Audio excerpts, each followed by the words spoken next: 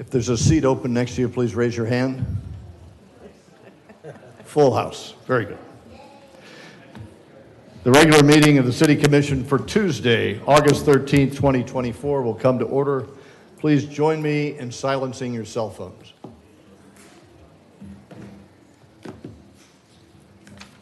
Madam City Clerk, please call the roll. Mayor Cleveland. Here. Vice Mayor Perrine. Here. Commissioner Hartman. Present. Commissioner Martin. Here. Commissioner McGurk. Here. Thank you. Thank you, ma'am. Appreciate that. And now, Police Department Chaplain Sheila Turner will offer the invocation. Please rise and remain standing for the Pledge of Allegiance. Let us bow our heads and hearts unto the Lord today. We thank you, Father, for allowing us to be here one more time. We have lots to talk to you about this evening. So we thank you, Father, for listening and giving us the guidance that we need for this particular day. We also have days of celebration on the agenda as well. We thank you, Father. Amen. And now, Ms. Stephanie Ford, the President and CEO of the New Smyrna Beach Chamber of Commerce, will lead us in the pledge.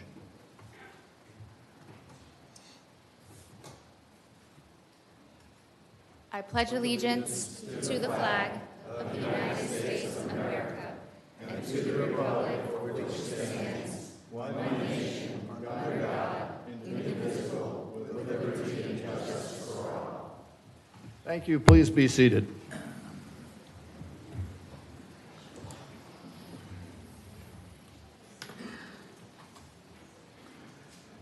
Welcome to the City Commission meeting. This is your elected officials doing the citizens' work. We're delighted you're here. We're looking forward to hearing from you. We'll have a wonderful evening together, and we'll begin with the City Manager. Mr. City Manager, any changes to the published agenda? Yes, sir. I have one change for items 9D and 9E. That's regarding the parking garage. The applicant has withdrawn their applications on both items. And I sent you an email this afternoon as soon as we received the email from their attorney. Everything on the consent agenda stays? Yes, sir. All good. Okay, so let me add some clarification with that. The applicant has withdrawn, and if the submission is made again within 60 days, it comes back to this body. Yes, sir. If it is longer than 60 days, and If it's longer than 60 days, then it starts over. then it has to start from scratch, which means they have to pay the fees and they have to go to the Planning and Zoning Board and then come back to the City Commission. Okay, very good. All right, thank you very much. So we'll move on to section 4, which is announcements and presentations. I'd like to invite Chief Feldman and Police Department Chaplain Pete Carter to join the Commission Eye at the podium.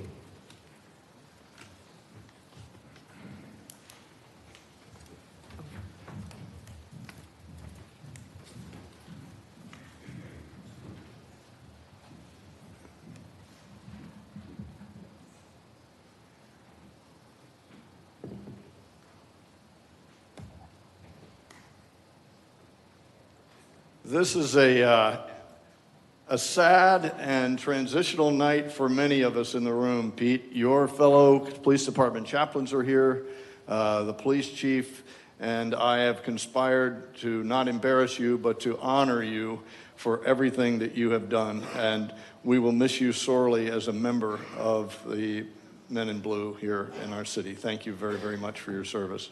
So I have a plaque that the chief would love to give you. I'll give him a chance to talk and you a chance to say something in just a minute.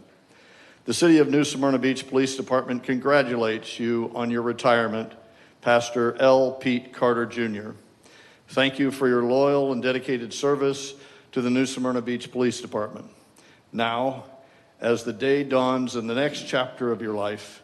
May God's blessings be upon you as you follow in his way, and may you find joy and peace as he inspires you every day. God bless you, Pete.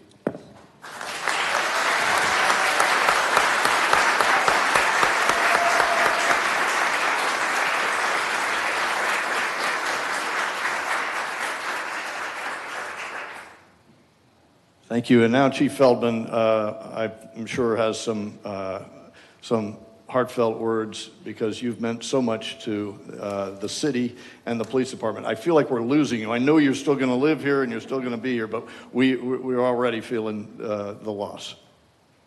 All right, thanks, Mayor. So I'd be remiss if I didn't take a few seconds to acknowledge Pete's service to the community and to the police department and to the men and women in the police department.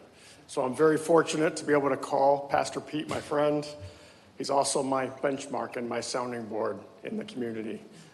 Pastor Pete is my go-to, as well as some other esteemed leaders in the community, when I want to bounce something off him in terms of increasing public safety. And it shouldn't surprise anybody that knows Pastor Pete that he will always shoot you straight. So I want to thank all of you for joining us to recognize Pastor Pete. He told me... Yeah.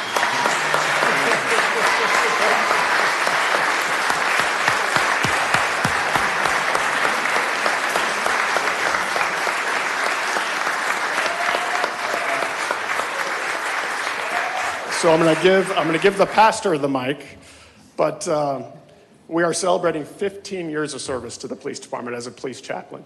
Our chaplaincy program is very important to us. They provide services both to our men and women if they're in need of chaplaincy support, as well as to the community. So with that said, Pastor Pete. Thanks, Chief. Thank you, Mayor. Thank you, Commissions. Thank you, City of New Smyrna Beach, and all you in those red shirts. Man, y'all did all right. Y'all did all right. But truly, we want to thank God, and I want to give honor to God for allowing me just this time. You know, I did 5 years at the county, I did 15 years at New Smyrna Beach, and now it's time to just kind of coast off and finish the remainder of my life serving the people in the manner in which I think and see fit. I want to thank my lovely wife all the way in the back, Angela. Amen.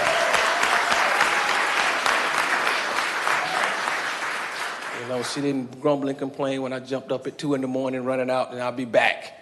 Be back when.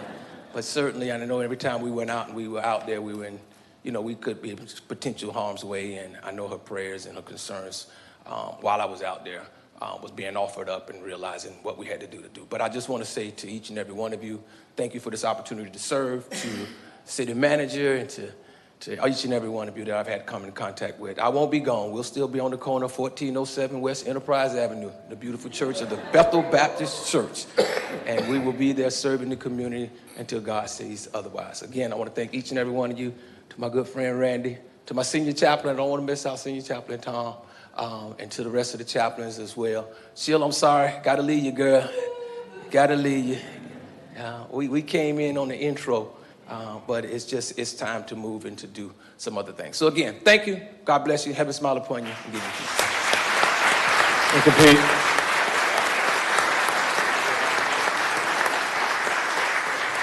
I got one more.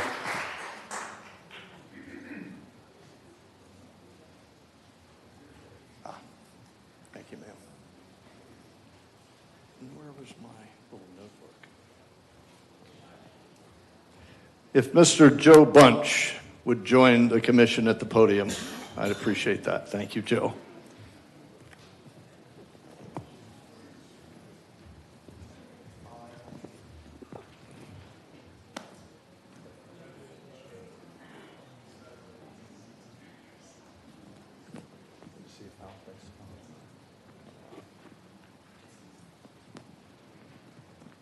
The City of New Smyrna Beach proclamation recognizing and honoring Mr. Joe Bunch for his service as the General Manager and CEO of the New Smyrna Beach Utilities. Whereas after conducting a national recruitment process search to fill the General Manager and CEO position at the New Smyrna Beach Utilities, Mr. Joe Bunch was selected during a utilities special meeting conducted on July 19th, 2018. Whereas Mr. Bunch officially began his tenure on November 1st, 2018, with NSB Utilities, demonstrating many examples of dedication, leadership, and focus throughout the past 6 years, and officially retired on 15th of July, 2024. And whereas Mr. Bunch, along with the support of the Utilities Commission and his strong leadership team, created vision, mission, and values for NSB Utilities, initiated a prioritized enterprise safety program, implemented structured maintenance and equipment programs, and implemented the New Smyrna Beach Utilities modernization plans and projects. And whereas perhaps the most valuable to the city of New Smyrna Beach, Mr. Bunch was successful in accomplishing tremendously improved communications between the city of New Smyrna Beach elected officials, NSB Utilities, and the Utilities Commission, resulting in a positive, productive joint meetings held by officials of both entities. Now, therefore, I, Freddie Cleveland, Mayor of the City of New Smyrna Beach, do hereby recognize Mr. Joe Bunch for his many accomplishments and dedication to the citizens of New Smyrna Beach, to the City of New Smyrna Beach, and the NSB Utilities. In witness whereof, I have hereunto set my hand this 13th day of August 2024. I've signed it as your mayor and is attested to by our city clerk. Congratulations, Joe.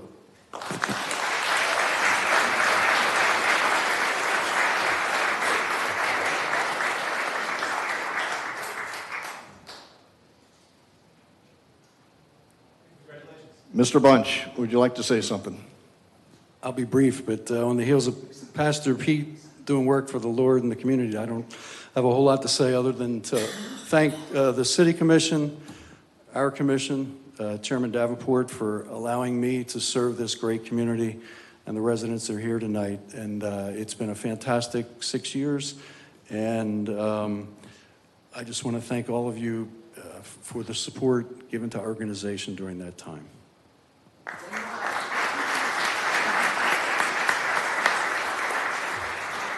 Joe, in addition, we'd like to honor you with a city plaque in appreciation for your service and dedication to NSB Utilities and collaboration with the city of New Smyrna Beach. Congratulations on your retirement. We're delighted that you served with us. We're going to miss you.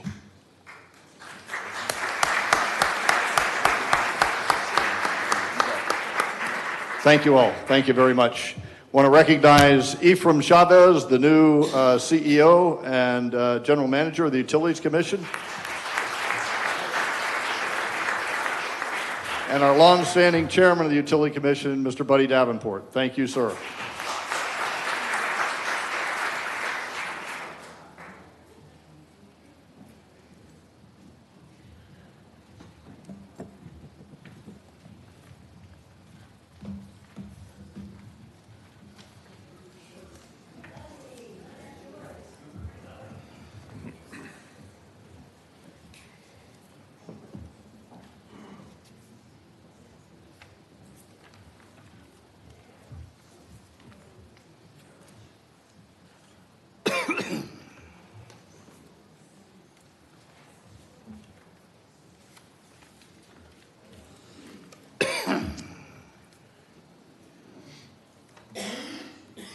At this time, I'd like to invite James Halloran of James Moore, our auditor and CPA, to the podium to outline a presentation.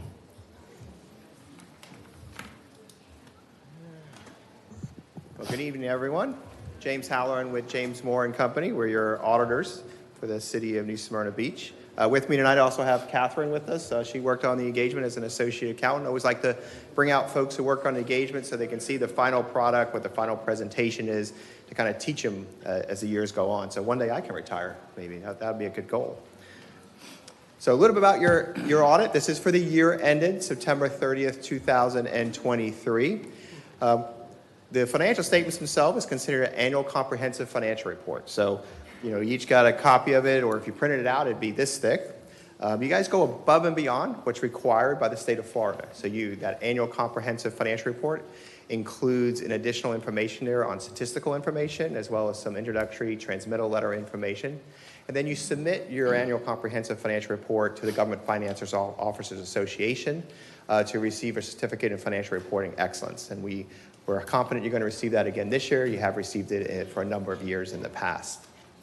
But in that financial report, there are, of course, your financial statements. Our part as an auditor is to provide an opinion on those financial statements, and that's the first bullet point there. And you have what's considered an unmodified opinion. It's just as the Utilities Commissioner was up here before, that is a part of this audit. We do not audit the Utilities Commission. There's a separate auditor, so you'll see that in that opinion. But it's the unmodified opinion is the best opinion we can provide as CPAs. You were also subject to federal and state single audit this year, and we had no findings related to our work over internal control over that compliance or any compliance matters. Government auditing standards requires we issue an internal control report over financial reporting and compliance. And this year we have one comment in that report. It's considered a significant deficiency, and that relates to reconciliation of account balances. So as we were performing our audit, we came across a couple different areas where we could not reconcile those account balances to either third-party information that we were receiving or to other sources, and we worked with staff and proposed some audit adjustments in those areas. So we had one comment there. No material weaknesses. That would be a more severe comment than a significant deficiency. So the Auditor General of the state of Florida also has some items they ask us to report on, and any other recommendations or suggestions would be included in that report. This year we had one other recommendation, is we noticed your debt service fund was overspent by about $50,000 related to interest for the year. So as according to state statute, you have 60 days after year end to go ahead and modify your budget. So basically through November 30th to do that. So as long as you modify it by November 30th, you're fine. That did not occur, so that's why that comment is there. You're also required to use a separate audit for your CRA. Every CRA that spends greater than $100,000 in a year or has revenues greater than $100,000 will require that audit. And there's also additional reporting that's required. So that's included in the CRA report. The additional reporting is related to contracts over $65,000. It asks about expenditures for subcontractors, basically 1099 contractors, and if you had employees that were hired specifically for the CRA under the CRA's identification number, you'd be required to report information on them as well. Also, Florida statutes require us to look at the Florida investment statutes and to ensure that they're in compliance. You guys are in compliance with those Florida investment statutes and as well as your internal policies. And we had no comments related to that testing. So a little bit of the history. I know sometimes I get asked, so how does that relate? This year we had, one significant deficiency and we had one recommendation. So you'd see over the 5-year history as we've been your auditors for the past, this will be our 5th year. In 2019, a little rougher, we had 2 material weaknesses and you see it gradually got better.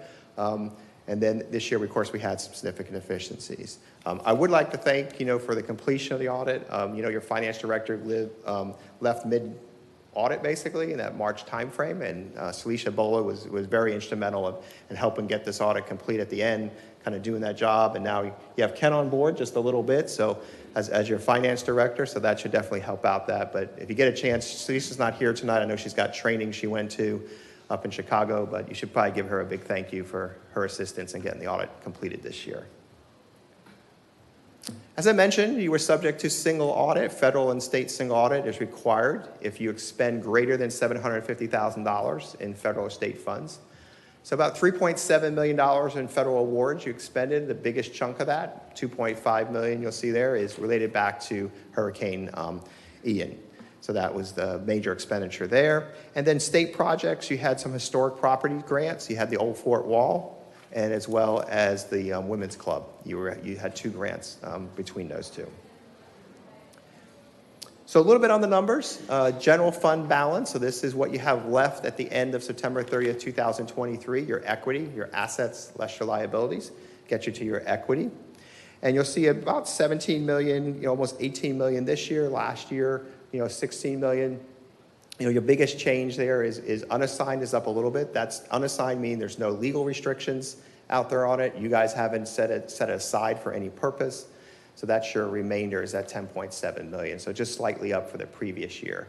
The assigned fund balance is primarily made up of encumbrances that carry over the next year, as well as when you perform your budget, you may use prior year surplus for that. So that's how that's segregated out. So okay, we know we're going to use this for the 24 budget. As you're doing your budget this year, you have amounts you're going to use in the 24-25 budget. So when we look at that unassigned fund balance and assigned fund balance in your general fund, it totals about $17 million. And what we do is we say, okay, how does that relate to your total expenditures for the year and your transfers out? So that rate, about 38.6% or 4.5 months is where you sit. And I bring that up to say that what the GFOA, Government Finance Officers Association, recommends is no less than 2 months. Your policy, similar calculation, has 25%. And as we all know, as a coastal city, and as I just mentioned about a hurricane, that happened last year, you need to be above that amount. And that's what I recommend for most of my cities from a pure cash flow perspective in case you need it in those emergencies. So all your other governmental funds, you have a number of impact fee funds. That's where your debt services, your airport fund, all those various different funds. And we break out the fund balance at the end of the year by those same categories. You have restricted amounts. Restricted amounts means external to the city. So there's a state statute or contribution that's restricted, grant monies received in advance, anything like that would create a restriction, mean you can't spend it. So you have about $32 million in your restricted, up from the previous year. Most of that is in capital related to restrictions on capital projects. You can only use the money for capital projects. Committed monies for you guys is primarily your parking fund and your paving fund were set by ordinance, and those ordinances said the only place those monies can be used is in those areas. You can't use that money elsewhere. And then you have assigned fund balances, which related to transfers of unrestricted monies from the general fund over time that came into those funds. There is a deficit you'll see of unassigned that relates to the ARPA fund. So your ARPA fund, you originally had all the cash. Unusual that you actually got the cash on the money before you expended it, unlike most grants. But then this year you went through and said, okay, where are we going to spend those money? And you moved them out to the various projects that you're going to spend the money. However, not all the revenue has been recognized in that fund for those grants. So once the revenue is recognized, that deficit will go to zero. As I mentioned before, you do have a fund balance policy, and it's different for different funds. Your general fund's 25%, and happy to report you're in compliance with all your fund balance policies at year end. Some other highlights for the year. You do have some leases where you're a lessor. The primary ones you have that are big dollar amounts is out of the airport, $9.3 million. Last year you had about $3 million. The big increase there is you had one tenant out there that you signed a long-term lease on, where it can be long-term if they take the extensions. And what the accounting standard says, if you believe that that business will continue to take the extensions, then you record that as a lease receivable at a present value amount. And you don't recognize the revenue, but you still have to recognize that the lease receivable side of it. In your long-term liabilities, only thing new for this year, you drew down the line of credit some more in the capital projects line of credit. Subsequent to year end, then you refinance that whole line of credit as well. No new debt in your business type activities. Remember, that's just your sanitation fund and marina. So no long-term debt out there at all in your business type and your enterprise funds. Net pension liability. So I always get asked about net pension liability. So you have 3 plans that make up that $17.3 million. You have your police and your fire, and you do have a couple of employees who are still in the state retirement system. So that'll gradually decrease over time, once there's less employees, that are in that system still. So you'll see at the fire and police, not much of a change from the previous years. You'll see 2001, it was a lot less. We're still recovering from the investment market. There was a significant increase in the investment market in 2001, and then it went back down, and you're still trying to recover that investment losses in those police and fire pension funds. And you see I present there the percent funded on those. So you're right about 73% on both police and fire at the end of the year. Still funded very well. You'll see the state as well is at 83%. State's been anywhere from 80 to 95% over the past 10 years funded. As I mentioned, 2 subsequent events. So subsequent to September 30th, we had the refinancing of the capital improvement note for $18 million. And then there's the approval that you guys would sell the women's club. I know that hasn't closed quite yet, but that would approved for $225,000. ARPA funds, since that's a rather large amount you got in initially there, only recognized about $250,000 of revenue related to that. But as I mentioned before, you did transfer out a lot of the money to where the projects will be. So as money gets spent, it's already in those funds to be able to be spent. So I know I met with most of you on Monday, but I'd be more than happy to take any additional questions you may have. Any comments or questions for Mr. Halloran? For the viewing public and for those of you here, we went through this presentation, each of us separately, over an hour previous. So this is not the first time we're seeing this. Familiar with some of the things, and we will be taking for action those deficiencies that were noted. Thank you, James. Appreciate it. All right. So before we do the city manager's report, recognizing that we would have a capacity crowd, we employed 2 city managers tonight, just to make sure we got it right.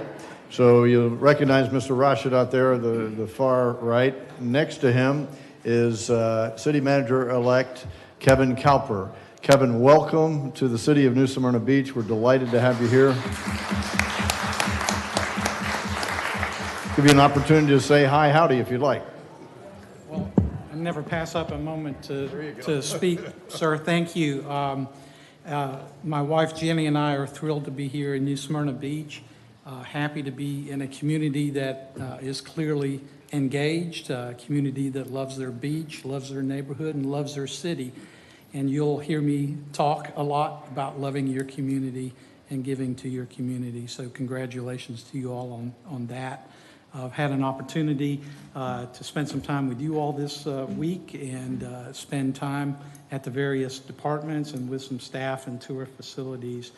Very impressed with the professionalism of the staff and the quality, the high quality of the public services that those dedicated men and women provide to the citizens. So looking forward to my long tenure here and rolling up my sleeves and getting to work. So thank you all for being so very welcoming. Thank you. You're welcome. Thank you, sir. We're delighted you're here. Thank you so much, Kevin. We're looking forward to it. Mr. City Manager, your report, sir. Yes, sir. Thank you. For the sake of time, I will be brief and quick. On the city manager report, which included in your package, I just want to make the commission aware that we continue to meet with Advent as well as True Health regarding the homeless issue. So True Health, they have a mobile unit that they come twice a week to New Smyrna, that to address some of the mental issues and other medical issues that they might have. So this is work in progress. We will continue to do that. Also, just want to let you know that we have interviewed for an economic development director. As you know, this is an important position for the city. One of the comments in the public participation at the meeting on the 25th, someone has mentioned that they were astounded that we are using jobs for the purpose of Deering Park. Now, as you know, one of the goals for the City Commission in the strategic plan is to diversify the tax base. And in order to do that, you need to have some areas for businesses to relocate to New Smyrna. I don't think the city could afford to continue to provide the level of service that the city needs, and just depending on the millage that it's come in from the residential area. Right now, the percentage that you have is 83% to about 17, maybe 10% in terms of the commercial.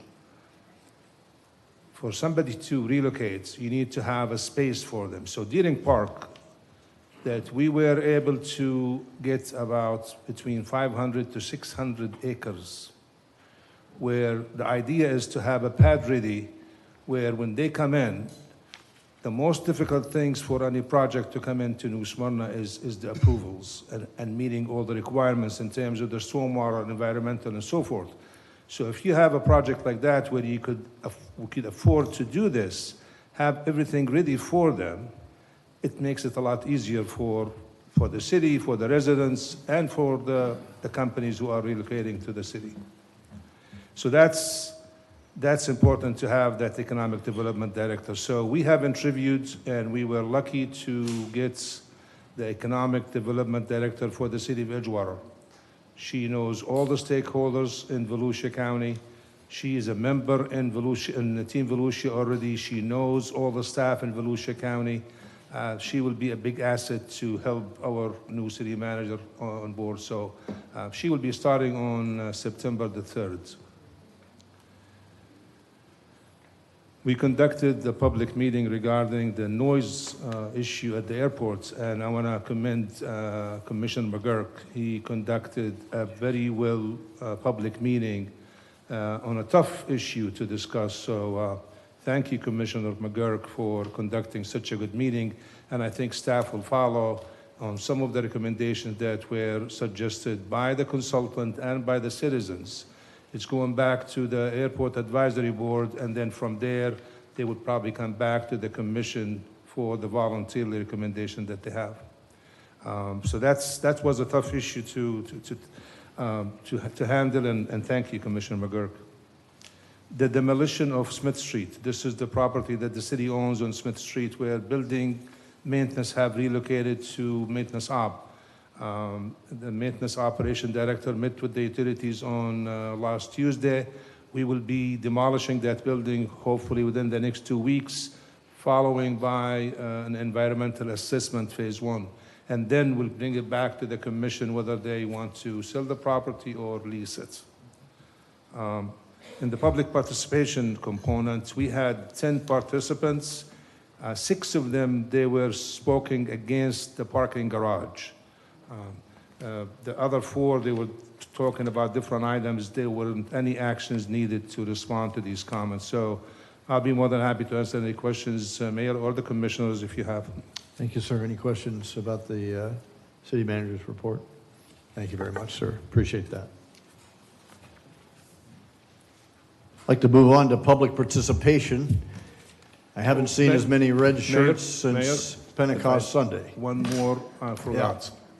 I need to have the assistant city manager to bring the issue about Venetian Bay parking.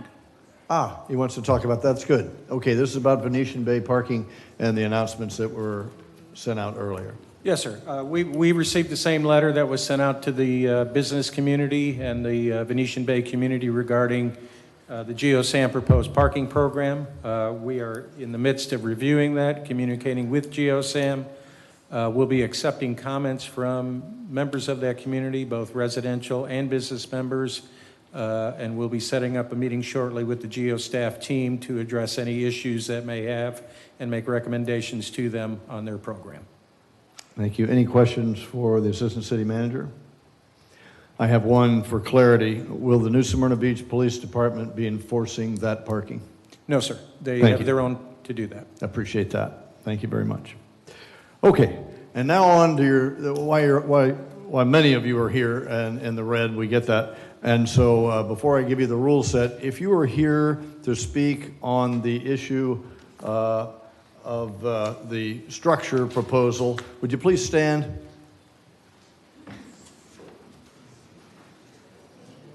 Thank you very much. I appreciate that. Okay, we recognize that you are here en masse, so thank you very much for coming to represent. Please be seated. The public participation is a monologue, not a dialogue, and it is your opportunity to talk about any topic you want to and let the city commission understand how you feel. If you have an accolade for a city employee, if you have a challenge in your neighborhood, if there's anything at all that you'd like us to know, this is your opportunity. Again, we're not going to be answering questions, but we will be listening intently. If there is need for follow-up, both the city clerk and the city manager will take your contact information down and get back in touch with you. We enjoy a civility in New Smyrna city work like no other city. So please, I encourage you not to cheer or clap or boo or hiss. This is a private conversation between the speaker and the commission. And so it's not a spectator sport other than to sit and listen. So please, for the decorum of the room, please keep quiet while people are speaking and after they're speaking so we can get through the list of folks that need to speak. When you come forward, offer your name, please, and your address. The green light will come on. You'll have 3 minutes. When the yellow light comes on, you have 1 minute, and then you should be done when the red light comes on. With that said, would any member of the public like to speak? please come forward. Good evening, Mayor, Vice Mayor, Commissioners, and staff. My name is Sharon Glenn. I'm here on behalf of 1111 and 1109 South Atlantic Avenue, and also here on behalf of the Save Our New Smyrna Beach Task Force. Everyone that is in this room today, I think some people got confused who is in red, who is here in opposition of the proposed text amendment of the land development regulations and the proposed structure of 1300 South Atlantic Avenue. Could I ask you to please stand? Because I think people were a little confused beforehand. Okay. Thank you, Mayor. Please be seated. So I know this is not a spectator sport, but I do want to say thank you to every single person that has been involved in our cause. We are still collecting signatures for this since the applicant still does have 60 days to bring this back on the agenda. As of right now, we have collected over 750 signatures. We have someone here collecting signatures, and if anybody does want to, for the record, they can email us at saveournsb@gmail.com. So I did want to say that we are grateful that these items have been removed from the agenda, items 9D and 9E, and we hope that they were withdrawn in good faith. We are watching if it does get put back on the agenda. I did want to mention, bring these points up. One thing that I think sometimes gets forgotten is the golden rule of doing unto others as we want done unto ourselves. You as city commissioners signed an oath, and that was to us, to the people. And you are signed this oath, so help you God. So when you are recommending any ordinances, it is also for the people. So these should be remembered, because a lot of these projects may sound good. It may prevent, give you guys some revenue, but at the end of the day, it doesn't help us. So with respect to the proposed text amendment, and I'm just going to address it really quickly, this was a complete disservice to us as a people. The P&Z board heard all of, I believe, 27 minutes. And then the one person that did want to speak was brushed aside. Things that affect the entire city of New Smyrna Beach should have public involvement, as you are with other land development regulation amendments. We have been involved. I think that this is just such a great opportunity for us to come together as a city, for us to roll up our sleeves and change things that no longer work, and change things that need updating, such as our notice requirements, which are sorely out of date. Having 150-foot notice for a project that affects the entire city, and having a notice on one journal that maybe not everyone's going to read, is not something that works for everyone. So I probably haven't gotten the ability to say all my points, but I do want to note, we have a comprehensive plan, we have a strategic plan. You can't make exceptions to the rule all the time. If you go on a diet, if you make exceptions all the time, you're never going to accomplish your goal. So, Thank you very much. I appreciate your words. I Thank have you for 8 talking. seconds, I appreciate you so- talking, so thank you. but I have You're all done. That's 11 seconds over. Thank you. Oh, When I'm the so red light. That's sorry. okay. Thank you for coming. I Apologies. Thank you appreciate for your words. listening. Thank you very much. Come on, guys. Cindy Snesak, 512 Yukon. Good evening and welcome, Mr. Cowper.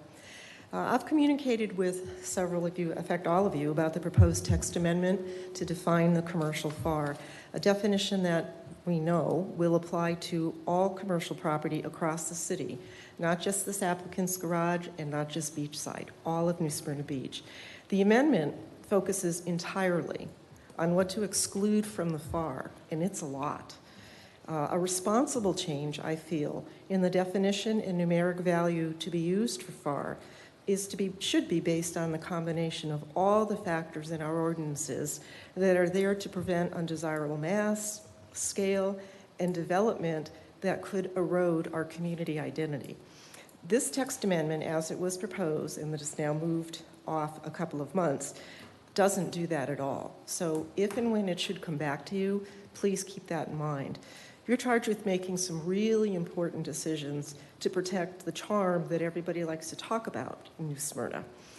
But there can be some pretty grave impacts if we base our FAR definition on large metro cities. And I overheard conversation at the May P&Z about the applicant's definition having been successfully used in other towns, naming specifically Orlando and Daytona.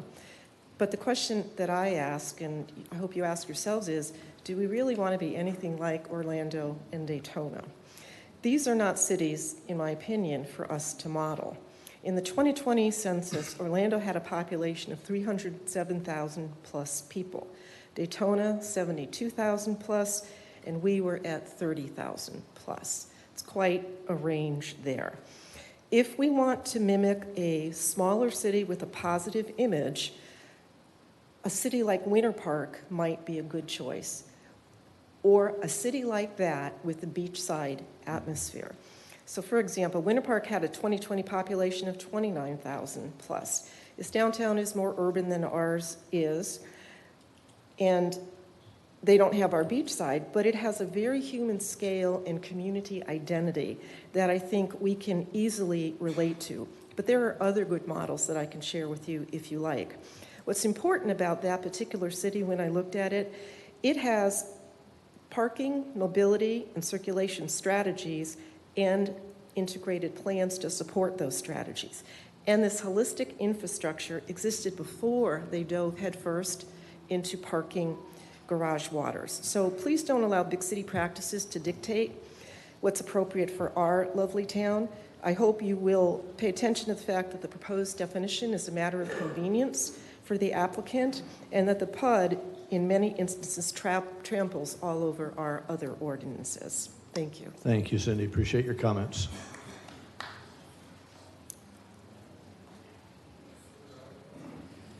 Good evening, Stephanie Ford, President and CEO of the Southeast Volusia Chamber of Commerce, 115 Canal Street. Ashton Musgrove, CEO of the New Smyrna Beach Board of Realtors, 725 West Canal Street. Welcome, new City Manager Kevin Kalper. Great to have you. We're looking forward to working with you and onboarding you in the community. Thank you, Khalid, for your service and all that you do. Thank you, Commissioners and Mayor, for your service as well to our community. Ashton and I from the Board of Realtors are here to invite you to our Hobnob event that we're hosting tomorrow night at the Brannan Center. It's from 5 to 7 p.m. It's free to attend. Many candidates have registered to be there. Thank you to those that have registered to come out. This is a great opportunity for the public to meet and greet and also get to chat with the electeds. We want to encourage everybody to show up to the primary election on August 20th. We also want to say thank you to the city and Mr. Rashidad for supporting our leadership program this year. We have Philip Nunziata, Corporal Alan Washington, Heather Kidd, and Jonah Powers from the city of New Smyrna Beach participating. The leadership program starts this week. We're very excited to have them. Anything else, Ashton? Yeah. Okay, good. Great. Thank you all. See you tomorrow night. Thank you, ma'am. Appreciate it. Thank you, Stephanie, and thank you, Ashton. Is there any more public participation? Doug Mullen, 918 East First Avenue. Hi, Doug. Go right ahead. How are y'all? Thank you, everybody. Case numbers ZTA-123 and PUD-2-223. Item 90 on the agenda, opposed by the applicant, which has been removed. But this is not within the spirit of a PUD, necessary to protect the public health, safety, and general welfare. There are over 600 motor vehicle accidents in the area from Peninsula Boulevard, East 2nd Avenue, and South Atlantic to 9th, within Saxon Drive and Hill Street as well. Over 150 of motor vehicles accidents with injuries, according to the New Smyrna Beach crash mapping data. Severity by intersection is over 220 motor vehicle accidents and over 30 injuries. What is the acceptable number of injuries within a 10-year period? 0. We cannot have any more citizens within New Smyrna Beach injured, permanently maimed, or dead. Why are there so many motor vehicle accidents in this area? This is an area with heavy traffic, poor visibility, with a curve in a road that turns completely from the east to south at 3rd Avenue and 4th Avenue. Consider the disproportionate increase in property damage and injuries. To emphasize how dangerous an intersection this is, left turns are not permitted from 4th and 5th Avenues to turn south onto 11th. It was changed due to multiple accidents, limited visibility with a curved road, and heavy traffic in these intersections. The residents of New Smyrna Beach do not want a structure like this in the area. It does not align with the City of New Smyrna Beach comprehensive plan. It would endanger drivers, pedestrians, and residents. It will be an area which will attract drug users, use hypodermic needles everywhere, drug dealers, weapons, and violence, as well as a perfect location for the homeless. This is also a fatal funnel for law enforcement officers and all first responders. Car fires, accidents, pedestrian fatalities, parking garage crimes, as mentioned in the LDR, FAR, etc., stay within the zoning of B2. It was placed there to meet the constraints of the area. Do not turn New Smyrna Beach into Daytona Beach. Thank you. Thank you, sir. Appreciate your comments.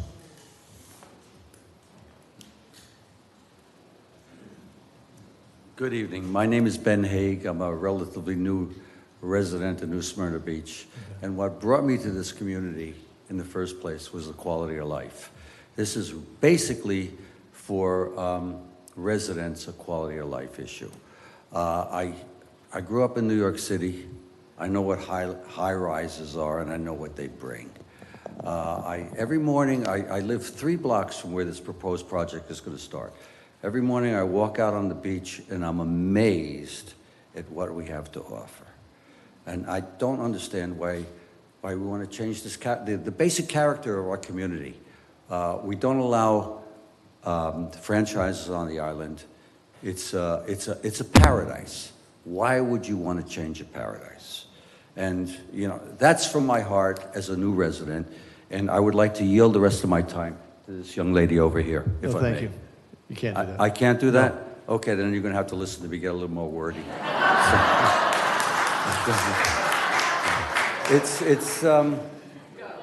It's you know, today I got up and I looked at sunrise and I walked to where I get my pharmacies, my prescriptions at Walgreens. And you're thinking about putting a 5-story mall, a shopping mall there. Why would anybody want to do that? Why would anybody want to do that to our community, to our residents, to our quality of life, to what people want to come to New Smyrna for in the first place? This is, you know, you got to ask yourself. I mean, it's a question of money. Everything's dollars and cents. I had my own business as well. I like everybody to make a buck, but not at my expense. Not at the community's expense, not at our neighbors' expense. I think we need to look at this really carefully. It's a quality of life issue beyond anything else. Thank you. Thank you, sir. Could you please repeat your... Order. Order.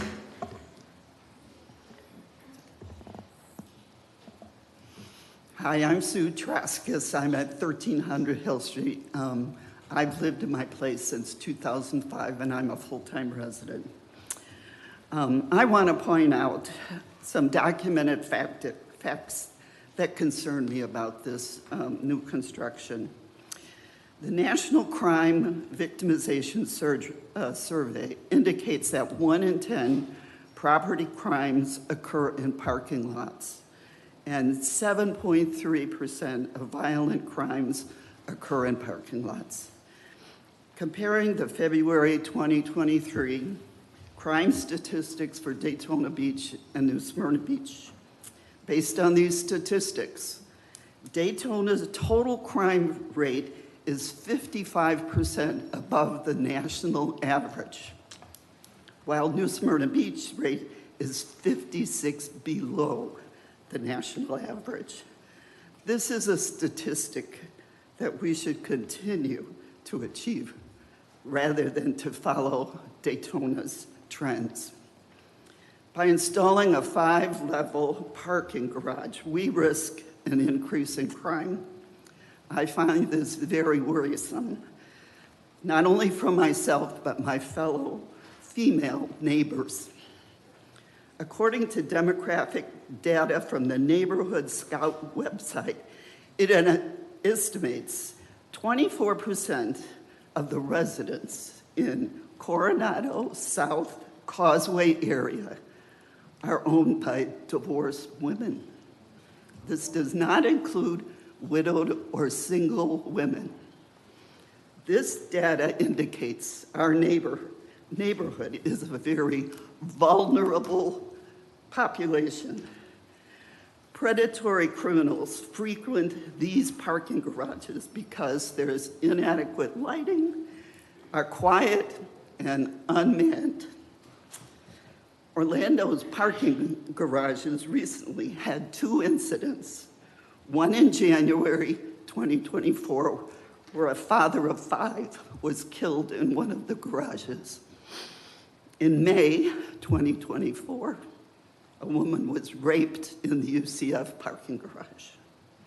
Also, Orlando recently implemented a new garage rules to crack down on the safety issues. On Fridays, Saturdays, and Sundays, drivers cannot park in the city garages after 11 p.m. unless they're permitted to be there. These incidents indicate Orlando is experiencing safety issues. Although these crimes are in Orlando, we know our visitors come from Orlando. Thank you, and ma'am. remember, Appreciate we were your comments. once known Thank you very as much. I appreciate you speaking. You're Orlando's finished, so thank you very much, beach. ma'am. I appreciate you talking. Thank you very much.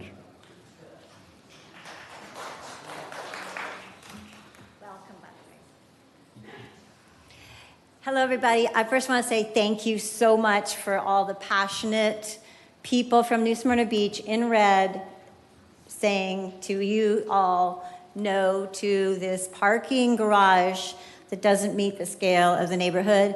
I want to thank the developer for withdrawing his proposal, and we are going to watch you. We hope and pray that you will do something within the current B2 rules and restrictions that are on this property, which mean 35 feet high, 35-foot setbacks. As you all know, that's maybe not everybody knows, but I'll just give you a quick education. The proposal was for a 64-foot high building. Instead of 35-foot setbacks at Atlantic, it was 17 feet, the sides at 10 feet, and 7 feet at the Walgreens. This is a monster building. This is like putting a big cruise ship in your New Smyrna Beach Marina with little boats. It was that out of scale and that exaggerated. So we won't go into all of our bullet points today, but we do want to keep in front of you, and we also want to offer as the group that we are here to help and help you with responsible development. We know you're all busy, everybody's busy, but you have New Smyrna Beach people here that are passionate about New Smyrna Beach. We want to keep the scale and the look. We realize that developers own properties and want to develop it. We just want reasonable development that fits into the scale of the current neighborhoods. And we don't feel like we are asking for much. I did forget to say my name, Gayla Leslie. Sorry, 1306 Hill Street. I live 3 houses from Sue, who is on the corner. Then we have Mark. Then we have my neighbors, myself. We have a new house being built, and we have one on the corner, Marcia. And then we have 5 houses on the next road. We have all kinds of custom-built homes in our area. Parking garage, I'm sorry, just does not fit. There's so many great uses, and so we are here to help. So let's work as a community and make New Smyrna Beach beautiful, please. And sorry you didn't get the red shirt memo. Thank you very much. Thank you for your comments. Thank you, ma'am. Oh, you see the picture, right? Thank you very much. Appreciate that. Hi, Susan Coakley, 1402 Southern Avenue, New Smyrna. The developer's initial proposal states that this 5-story parking garage would provide much-needed parking by providing 101 dedicated spaces out of the 300 and some for public use. This need is not a valid assessment today, considering the lack of data regarding utilization of the new 3rd Avenue surface lot. My daily observation, including photos, confirm that this new surface parking lot has been grossly underutilized, even at high tides, weekends, and 4th of July. The dire parking issues facing NSB are primarily focused in the Flagler and Canal Avenue areas. I'd like to know what data the city has that there's a major parking issue on 3rd and 4th Avenue. Yes, traffic gets backed up. Folks are driving onto the beach on the 3rd Avenue ramp, But how does that equate to a parking problem? The 3rd and 4th Avenue businesses, the shopping center, restaurants, and bars, they already provide parking for their patrons in this area. I'm requesting that you do not approve the rezoning PUD request, especially when they come back in those 60 days. I plead that the commissioners and mayor honor their oath of office to preserve the scale and character of our beach town. The footprint of this project grossly exceeds the scale of our neighborhood. A residential area is not the appropriate and safest location for our first public parking garage, especially a 5-story one. We acknowledge that this project and the approval of a PUD would set a precedence for future development in NSB. So let's get it right the first time. At the May 6th Planning and Zoning, Mr. Thomas Bean expressed his concerns over the scale of the project. His questions were never addressed as to what was the justification of this excessive use. I believe the Planning and Zoning Board did not consider the impact on existing homes and businesses. I'd like you to vote no to the PUD request when it comes back around and give you some homework. Adhere to recommendations to include stakeholders in the decision-making process. There's been no community meetings or workshops about this project. Area residents, we support the building on this lot, but according to the current coded zoning, it's more reasonable. When we bought our properties around there, we knew what it was zoned. You need to conduct in-depth interviews to ensure that the ramifications from any development on this lot do not create an intolerable environment for residents and businesses. In summary, it is disconcerting and suspicious that the city and the PZ board recommended the approval of this project so swiftly and carelessly. Thank you, ma'am. I appreciate your comments. Order. Come on, folks. Yes, ma'am. Yeah, everything she said. Thank you for your comment. Oh, no, go right ahead, Audra. Your name and address, please. Audia Ricker, 815 Willard Street, New Smyrna Beach.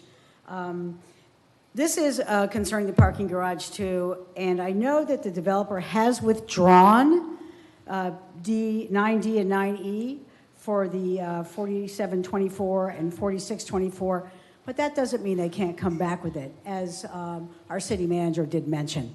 And there's an old adage, he who fights and runs away lives to fight another day. So let's just think that that's probably what's going to happen. So what I want to let you know is that this is ridiculous.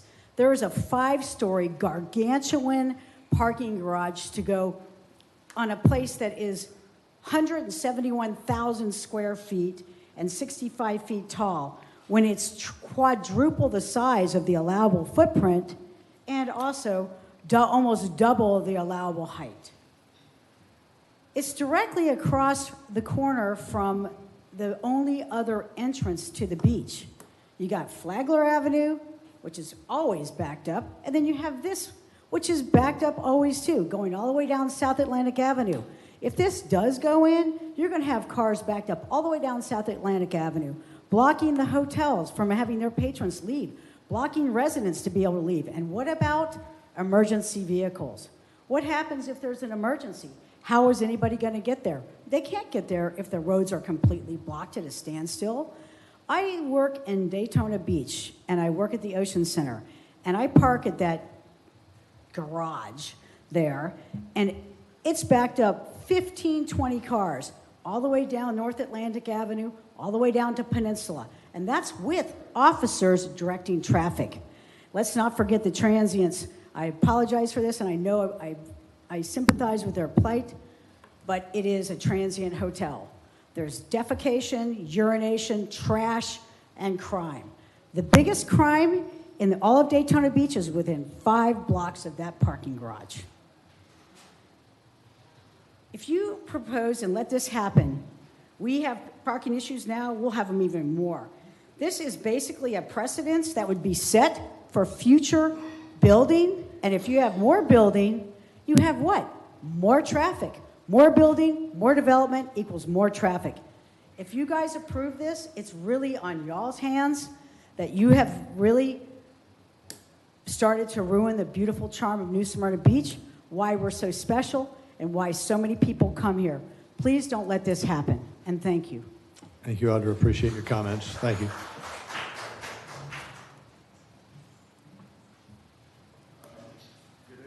Evening, sir.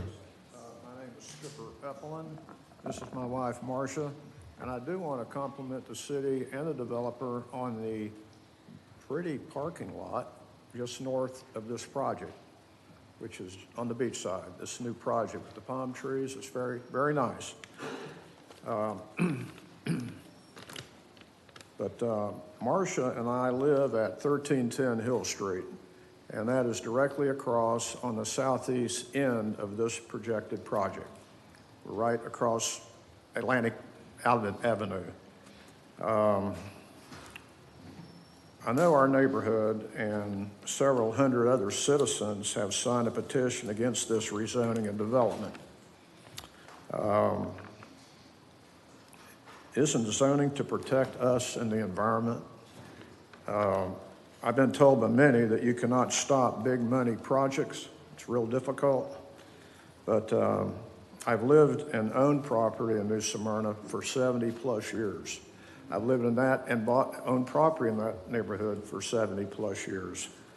I've always wanted what's best for New Smyrna Beach. I was a lifeguard on the beach with the city, before the county got the lifeguard corps. I was one of the first surfers here in New Smyrna and worked involved in that with the Smyrna Safari Club.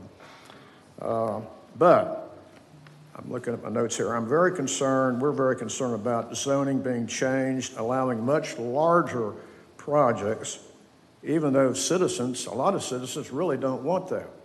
And everybody says the same thing. You don't have a chance against big money. But with God, we do. Can't we do better?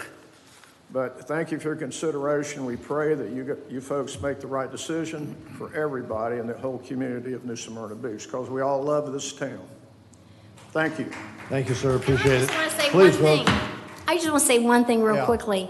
You know, it's a nightmare with the traffic anyway, and to compound that is like a double nightmare. And like the lady said, with the charm being taken away, we don't want to see the charm being removed. We don't want to see this compounded traffic, blocks and blocks and blocks.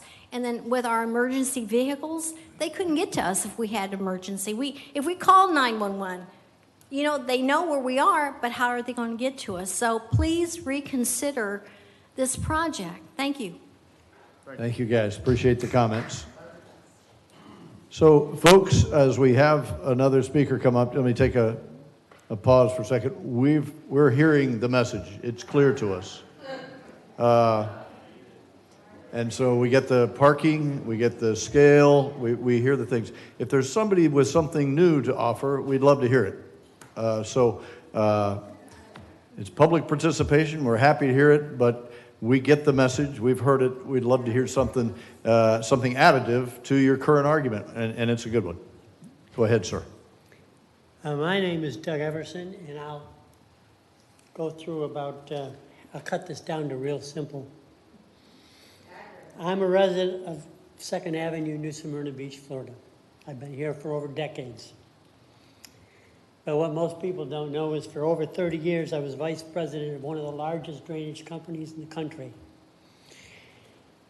I worked with some of the country's largest engineering and legal firms over my last 30 to 40 years. I'm responsible for a number of innovative and patented drainage products which bear my name, and some of the systems that are around here I invented.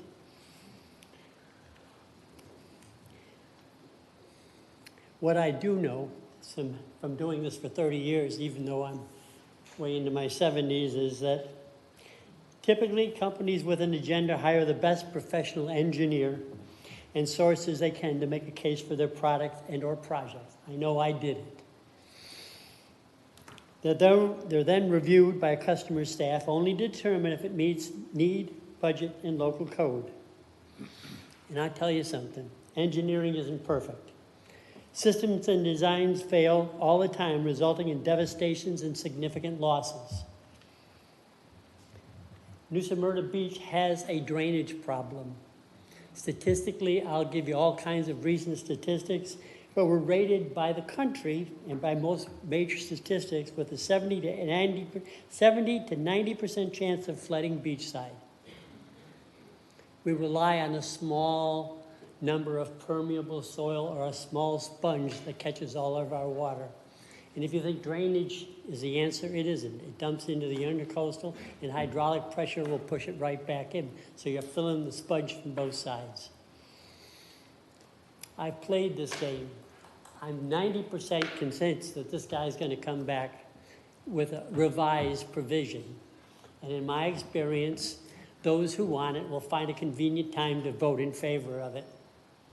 And I'm really sorry that we're not doing that today, because with an election coming, we're left to guess who would not vote for it or who would vote for it and make our decisions on that particular issue. You see a fraction. I was out there for hours collecting signatures. You see a fraction of what conversations I've had over the last couple of days. Some of you that have been councilmen for a long time, that they've supported you, myself included, for a long time. This is a breaking point for us. So I'll let you consider how you're going to vote. Thank you. Thank you very much. Appreciate that. Order.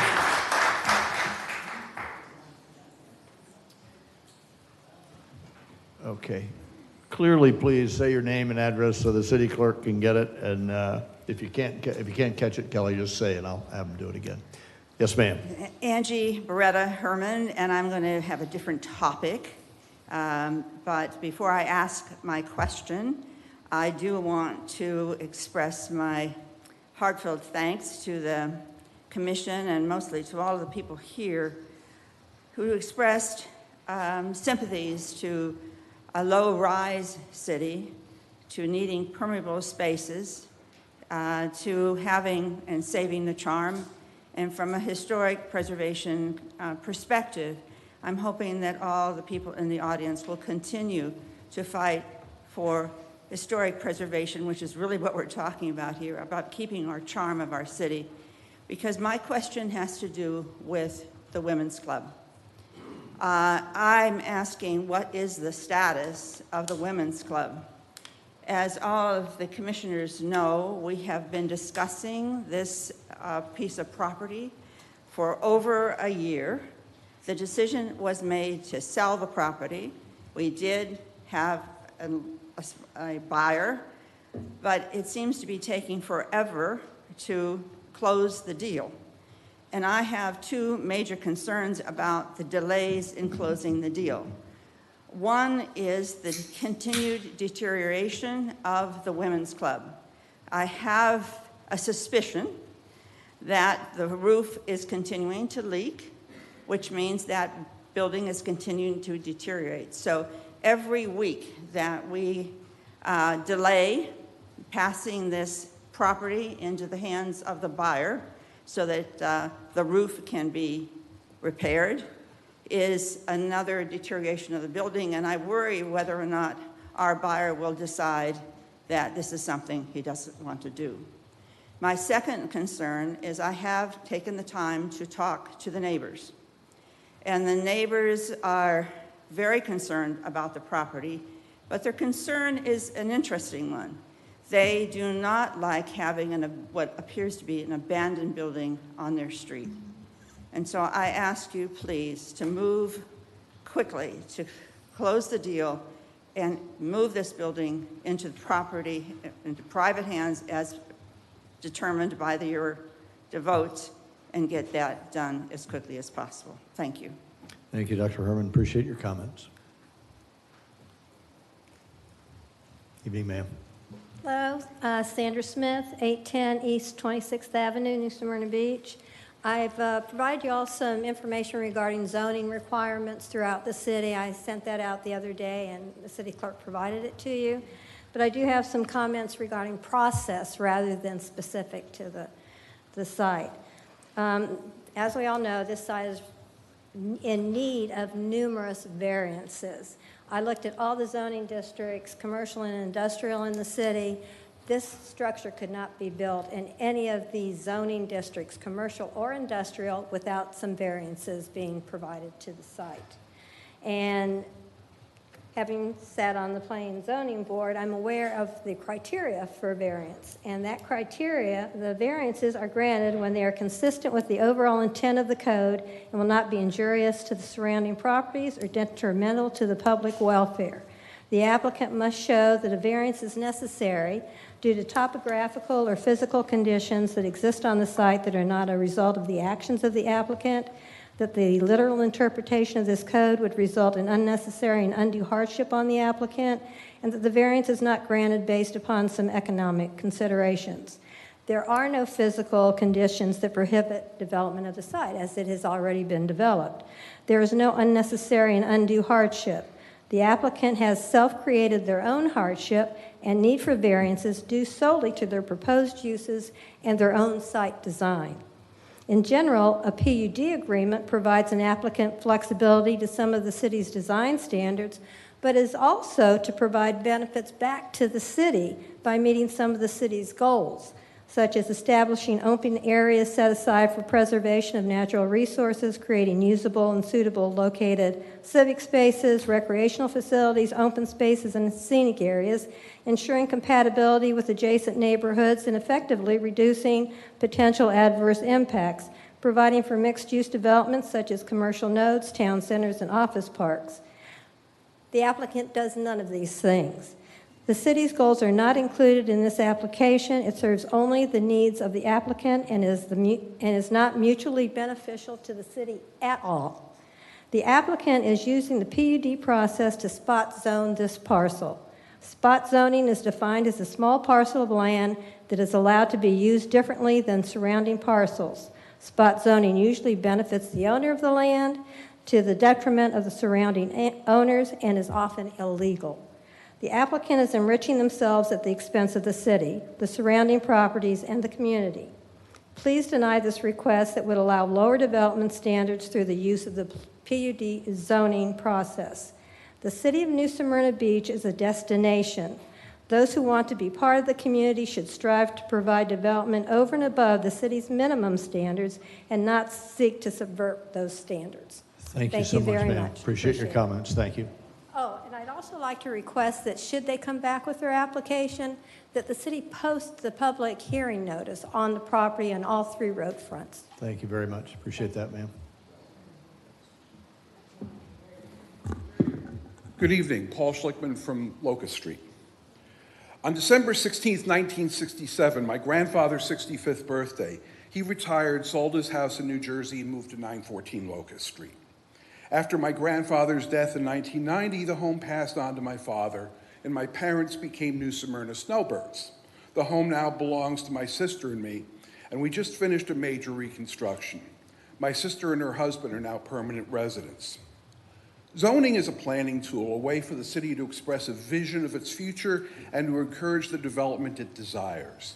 Property owners exchange development rights for protections against noxious developments next door.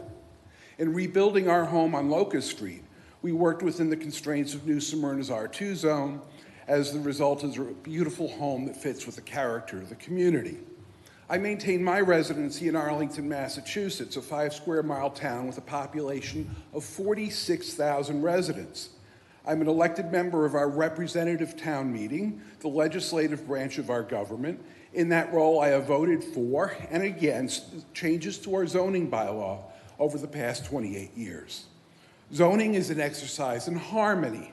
Good zoning boundaries reflect gradual changes. You see this in New Smyrna Beach as a walk towards Flagler Avenue brings us from our R2 zone, through an R3 zone, through an R4 zone, before we reach the MU mixed-use central business district. Spot zoning undermines good public policy. You don't insert an I2 district and permit the construction of an asphalt plant or a junkyard in the middle of an R1 single-family residential zone. The proposed rezoning of 1300 South Atlantic is an exercise in spot zoning.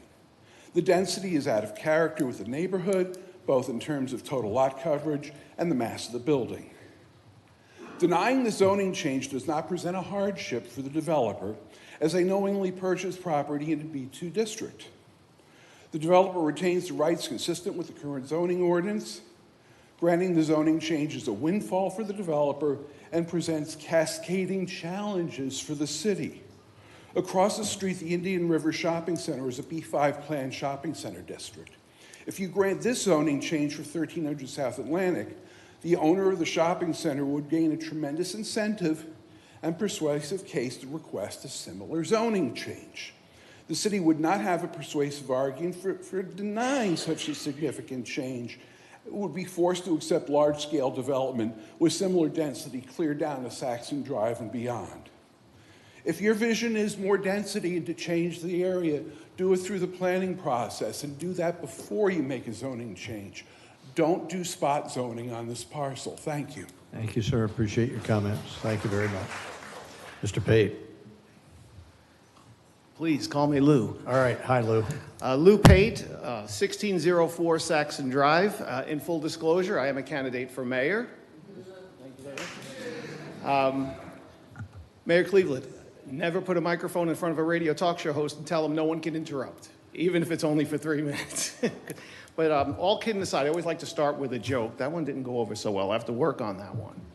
I live at 1604 Saxon Drive, those new houses there, and as I said at the Citizens Coalition Q&A on July 18th, knowing what I know now, I would vote against the building of my own home. None of those homes should have been built along there, and I love my home, and it's well built.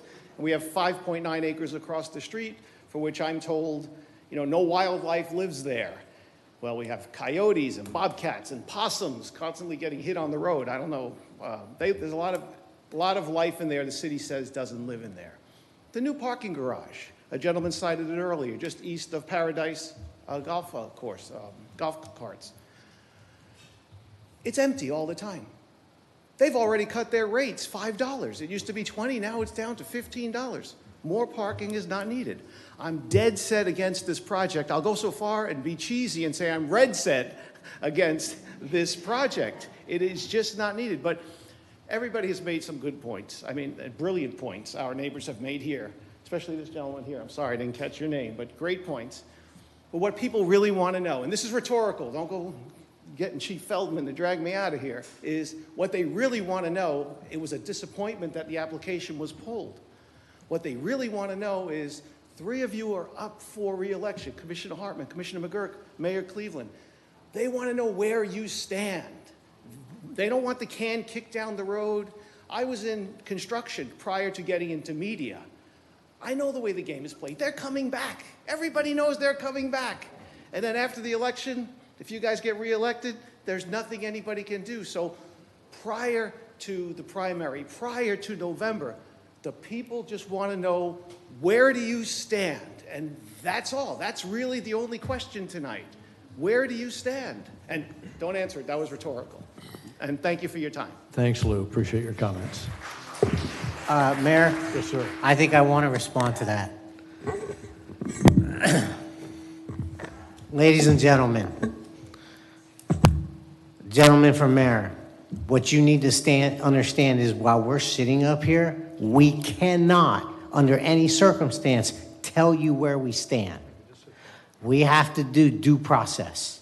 And that means if and when the developer ever comes up here and asks us to make the vote, we can only use the evidence presented to us during that hearing.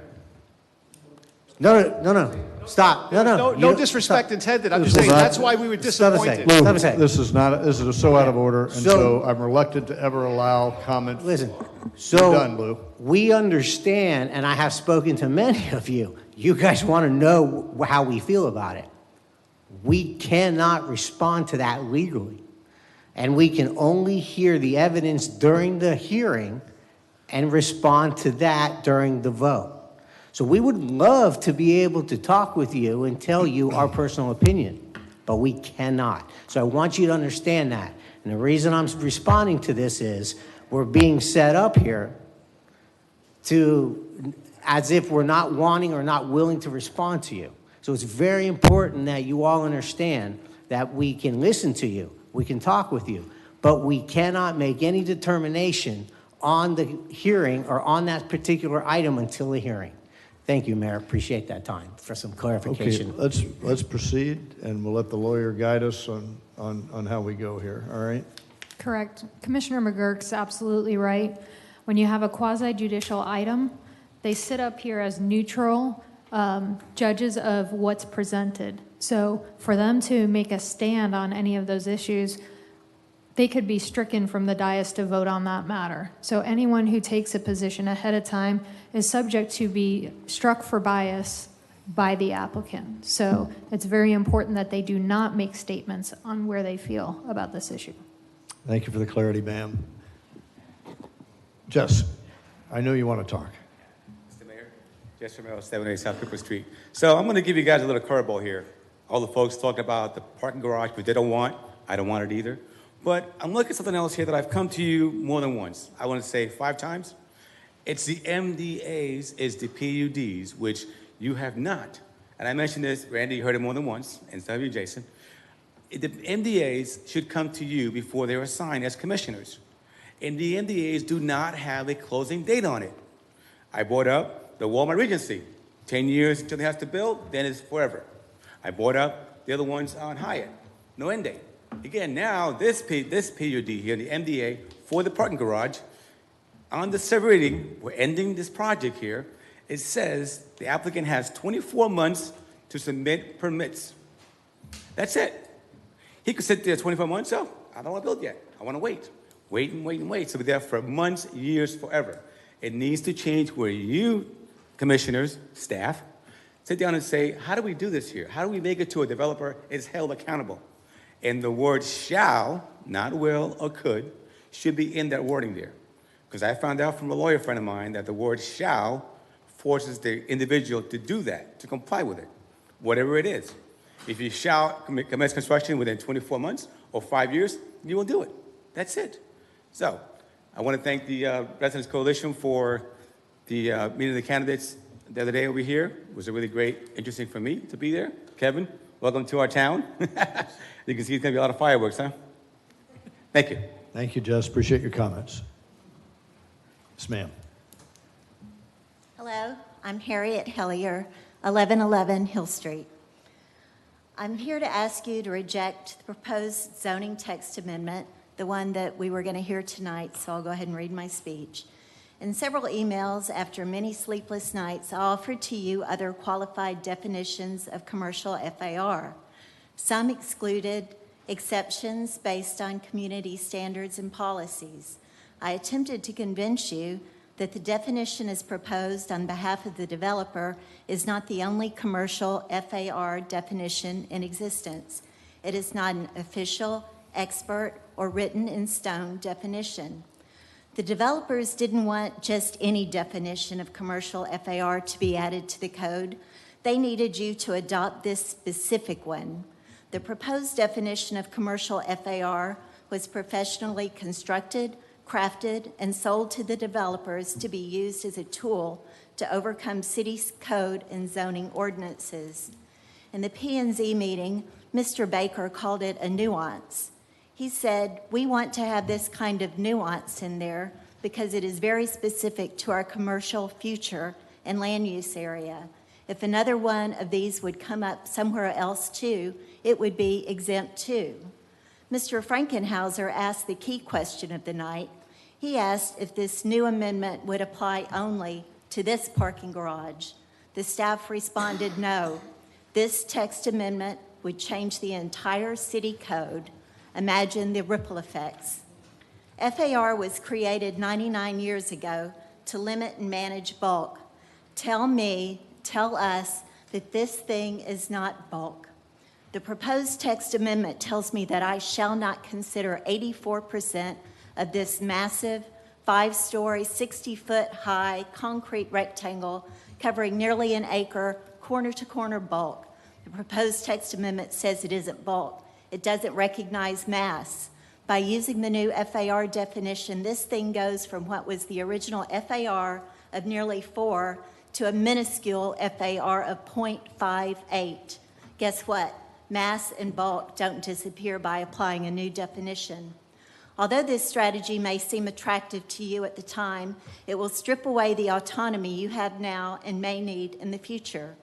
Let's take this opportunity to start at looking at our code.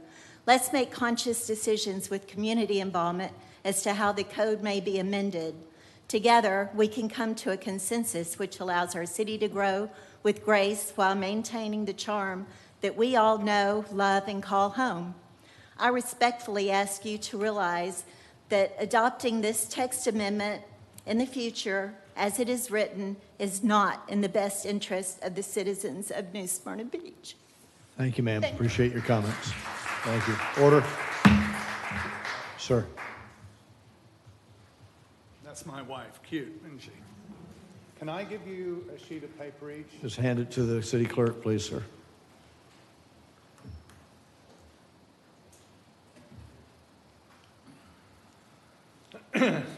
Well, good evening. My name is Nick Hellier, and I live at 1111 Hill Street.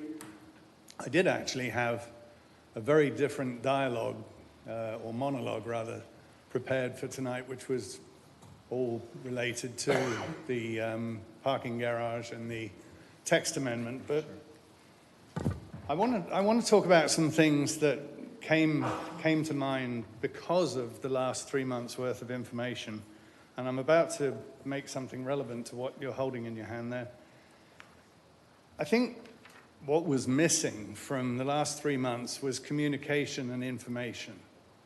My wife and I absolutely adore this town. When we come over the bridge, we throw the windows open and we get that amazing sense of home, a different kind of home when we cross the bridge. It's amazing. So we do care a lot about what happens on the beach side, but I must admit that in all the years we've lived here, we really haven't paid much attention to what goes on in here because we haven't had what we thought was a good reason to.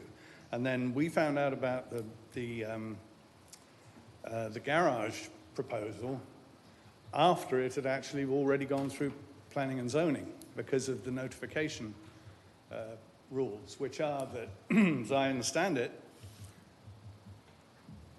only homes that are located within 150 feet of the property that is being proposed have to be officially told. They're the only ones that have to receive a mailing. And there are 7 homes within 150 feet of the garage property. But there are 110 homes within 1,000 feet. So it does make a lot of difference to communicate with more people about such very, very important issues. Also, I think that we're missing something with regard to information that pertains to projects like this, like, for example, crime statistics. The crime statistics for parking garages are pretty important because they're the 3rd highest location for violent crime in the country. That's not a nothing. But it didn't get discussed at P&Z. Noise is something that didn't get discussed at P&Z. The issues of licensing, liquor licensing up to 2 a.m. in a rooftop restaurant and bar didn't get discussed. And I think there's something missing in the way we communicate, the way the planners communicate with the local people that needs to be improved. We're missing something really important. Thank you very much for your comments, sir. I time appreciate it. Okay. Absolutely. Thank you for your comments. Thank you. My name is Richard Trujillo. My address is 2 houses behind the Garlic Restaurant, 4-way stop sign, the most dangerous intersection in this town. It has signs that says don't park here. People from wherever they come from, they blow it off, they get their tickets, but it's dangerous for golf carts going through the 4-way. So back to this mid-garage, Mayor Cleveland, as one Army Ranger veteran to another, I voted for you, I voted for several people here. My point is, I'm wearing what I'm wearing today because I know you all don't wear the same clothes you're wearing every day. I need you to wear what I'm wearing and get on a bicycle and go to these parking garages, go to these parking lots, go to this 3rd Avenue area and hang out. I need you to start hanging out there and watching the crazy drivers fighting for getting on the beach, getting off the beach, whatever they're doing. It's dangerous for our citizens. You said you want something new. My wife and I go there every day. She's behind me. Is it clear? And I got to yell back. Not clear. It's dangerous out there. And it's not everybody that's doing it, but it's those ones and twos that we don't want people, civilians. You got a big garage and people are parking there to try to go across the street to the beach? That's impossible. There's not going to be a walkway that goes over. They're going to fight to cross the street. We're going to have police officers every day out there doing cross guard duty. It's going to get out of control until it always takes someone to get hurt or, you know, the bad word for something more serious. All right, we're going to put big flashing lights. So you want me to bring you something different? We hang out there a lot in this area. I'm told that people don't even want to park there because they want to go down to Flagler Avenue. They want to go, they don't want to just park there and go to the beach. They don't want to park and use Uber to go down there. So I'm trying to give you something new that says if they're not using that new parking space right now, why are they going to use 300 spaces? And that's my point, and I appreciate you all, and I hope to vote for you again. But we all voted for, I hope, smaller as opposed to bigger and massive. Thank you. Thank you. Appreciate your comments. Thank you, sir. Appreciate that. Hello, my name is Larry Wesley, and I live over at 39 Sanders Circle, New Smyrna Beach, and I love it over there. It's funny, you know, I love stuff like this because I'm an old NCOIC from the United States Army, and I've been lied to by my government for 52 years now. And I talk about the gaslighting that has been going on with this project. And the gaslighting is calling it a parking garage. It's not a parking garage. It's retail space, restaurants, bars. There's a lot of noise for those residents out there. And I can see after this thing is completed that all of a sudden there's going to be a crane putting up a 30-foot guitar, and we're going to have a hard rock down here in New Smyrna, just like they have up in Daytona. Come on, you got to use a little vision out here, you know, because they can sell it as soon as they build it. And the other thing is that I have down as a notice here is, you know, the Planning Commission. We wouldn't have this mess here tonight if the Planning Commission would have advertised 2 weeks ahead of time that this is what we're going to talk about and disguise it as a parking garage. Come on, people. Okay, number 3. I think that we have to positively, absolutely stop some of the growth and definitely stop changing our ordinances and our zoning to meet the big bullies that come in here and try to push us around and build what they want to build. We have our ordinances and zoning for a reason, and we should stick to it. A good example is out on 44, for goodness sake. You know, we changed all kinds of regulations out there. And the last thing I have here, it's going to be real quick, is all of you are going to leave a legacy here when you leave office. Khalid, you don't have to worry about it now. You won't have an eyesore that's, you know, your legacy. It might be Kevin's, but you're going to leave a legacy, and that legacy is going to be built. It's concrete and stone, and it'll be there forever. This is the house that Kevin built, you know? This is the eyesore that he built, or Fred built, or anyone up here, you know? So think about your legacy that you're going to leave the people here and the residents of New Smyrna Beach. That's all I got. Thank you for your comments, sir. Appreciate that.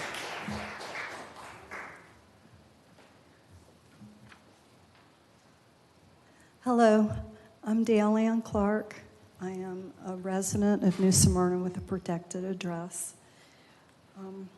My parents moved here moved our family here in 1960. They came here because they loved the small, quaint beach community. They wanted to raise their children in this beautiful town. In the mid-60s, my father was the vice mayor of New Smyrna under Bob Patillo as the mayor. At that time, the city commission voted to keep the building code to 3 stories because they didn't want New Smyrna to become like Daytona. I am asking that each one of you consider the guiding principle of the spirit of the law versus the letter of the law. The spirit of this commission in the 60s and the 70s was a deliberate, slow, protected growth. Obviously, this changed in the last 20 years. But I stand before you today asking that each of you would please consider every future vote in the spirit of keeping New Smyrna safe for all of its citizens, beachside and mainland, and to please hold on to what made New Smyrna such an incredible place in which to grow up. It's not too late. Thank you. Thank you, Daylin. Appreciate your comments. Thank you very much. Good evening, everyone. I'm Pasquale Bergnola, 391 South Timberlane Drive. The former county case CPA 23-1011 was withdrawn in February, but has been resubmitted as case PUD 24-007 and is the proposed 33-acre development south of the dirt road part of Page Avenue at the ends of Wildwood and South Timberlane Drives, also known as Oak Park Estates. This development is situated in a county flood zone, yet involves the city, which has jurisdiction over Page Avenue. It has drawn an enormous amount of legitimate opposition from over 400 homes in the surrounding neighborhoods that would be adversely affected by it. The reasons are obvious and well known. If all the stringent rules and regulations of the St. John's Water Management District, the county and the city that pertain to flood zone and floodplain development, water retention, drainage, and flooding, in addition to the first stated goal of the city's Floodplain Management 2023 Annual Progress Report published in the August 11, 2023 edition of Hometown News, which states, quote, prevent new development in the floodplain from increasing runoff and resulting in increases in flood volumes in the floodplain, unquote, are strictly adhered to and enforced. I don't see how anyone can conclude that this application complies with any of these rules and would recommend approval. Right now, with the land, this landlocked property in its natural state is the best that this area will be. Homes closest to Page Avenue, flooded by Hurricane Ian, had 4 feet of water in them. Filling in this 33-acre property in order to raise the level above the Crown Page Avenue will exacerbate the flooding in surrounding neighborhoods and will haphazardly redirect the natural flow of resultant floodwaters as depicted on the Turnbull Bay watershed map. The solution to this dilemma is for the Volusia Forever program to purchase this property, and that will result in a 4-way win. First, the property would become a county conservation area. Second, the city and the tax-paying citizens will not have to pay the exorbitant costs of infrastructure and improvements to build roads, repair, replace, or refurbish the unusable Page Avenue bridges, pave Page Avenue, provide city water and sewer, electric utilities, and improve the water drainage and retention areas. Third, the surrounding neighborhoods will have peace of mind that they will not be subjected to additional flooding or fight this battle again. And fourth, the owner-developer can recoup his investment. This year's tax record shows a land and market value of $235,613. Since the city is involved and knowing that you are dealing with other in-house projects, I am respectfully requesting that you, the City Commission, the Planning and Zoning Board, and staff make this a priority and work together with the county to get the Volusia Forever program to approve the purchase of this property. I am told that the application must be submitted by September 13th. Thank you for your consideration and support during this application process. Thanks, Paco. Thank you so much for your comments, sir. Leslie.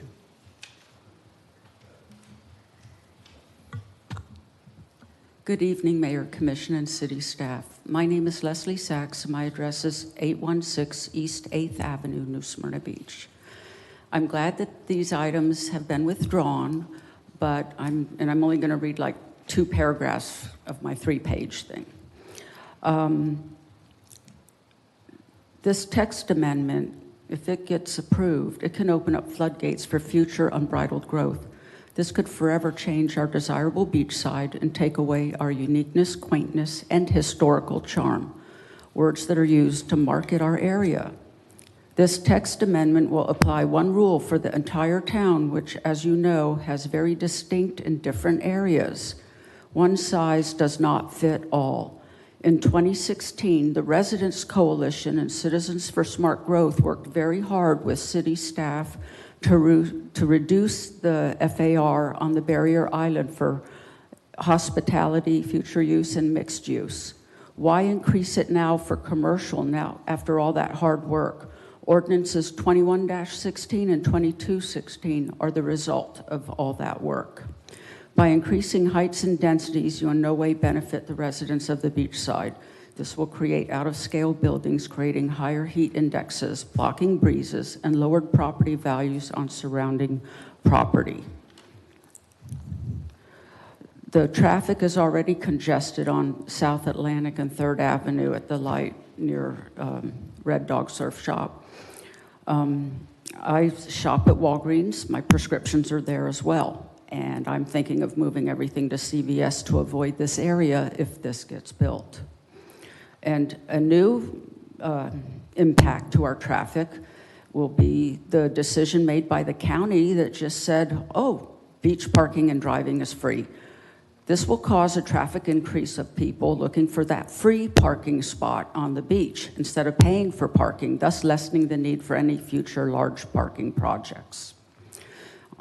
We entrusted you to create legislation to help us and not hurt us, and I'll tell you a quick story. I witnessed a parking garage crime at my old job at System 1, owned by Eastern Airlines. In 1991, my friend Jeff Quimby was murdered in the parking garage at my job, and I saw it, and it was horrible. It was a case of mistaken identity, and they thought he was someone else, and someone hid behind a car and shot him when he went to his lunch break. So this brings that memory back to the forefront, and it's something that we need to consider. And then finally... Thank you, Leslie. Appreciate your comments. Okay. Appreciate it. Thank you very much. You're welcome. Anyone else for public participation? Seeing none, public participation is now closed.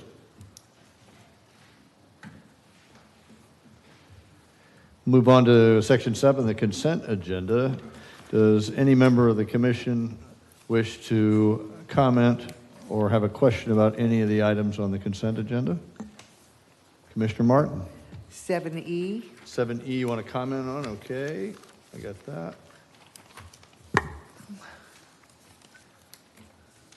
Anybody else? Okay, go ahead, do E.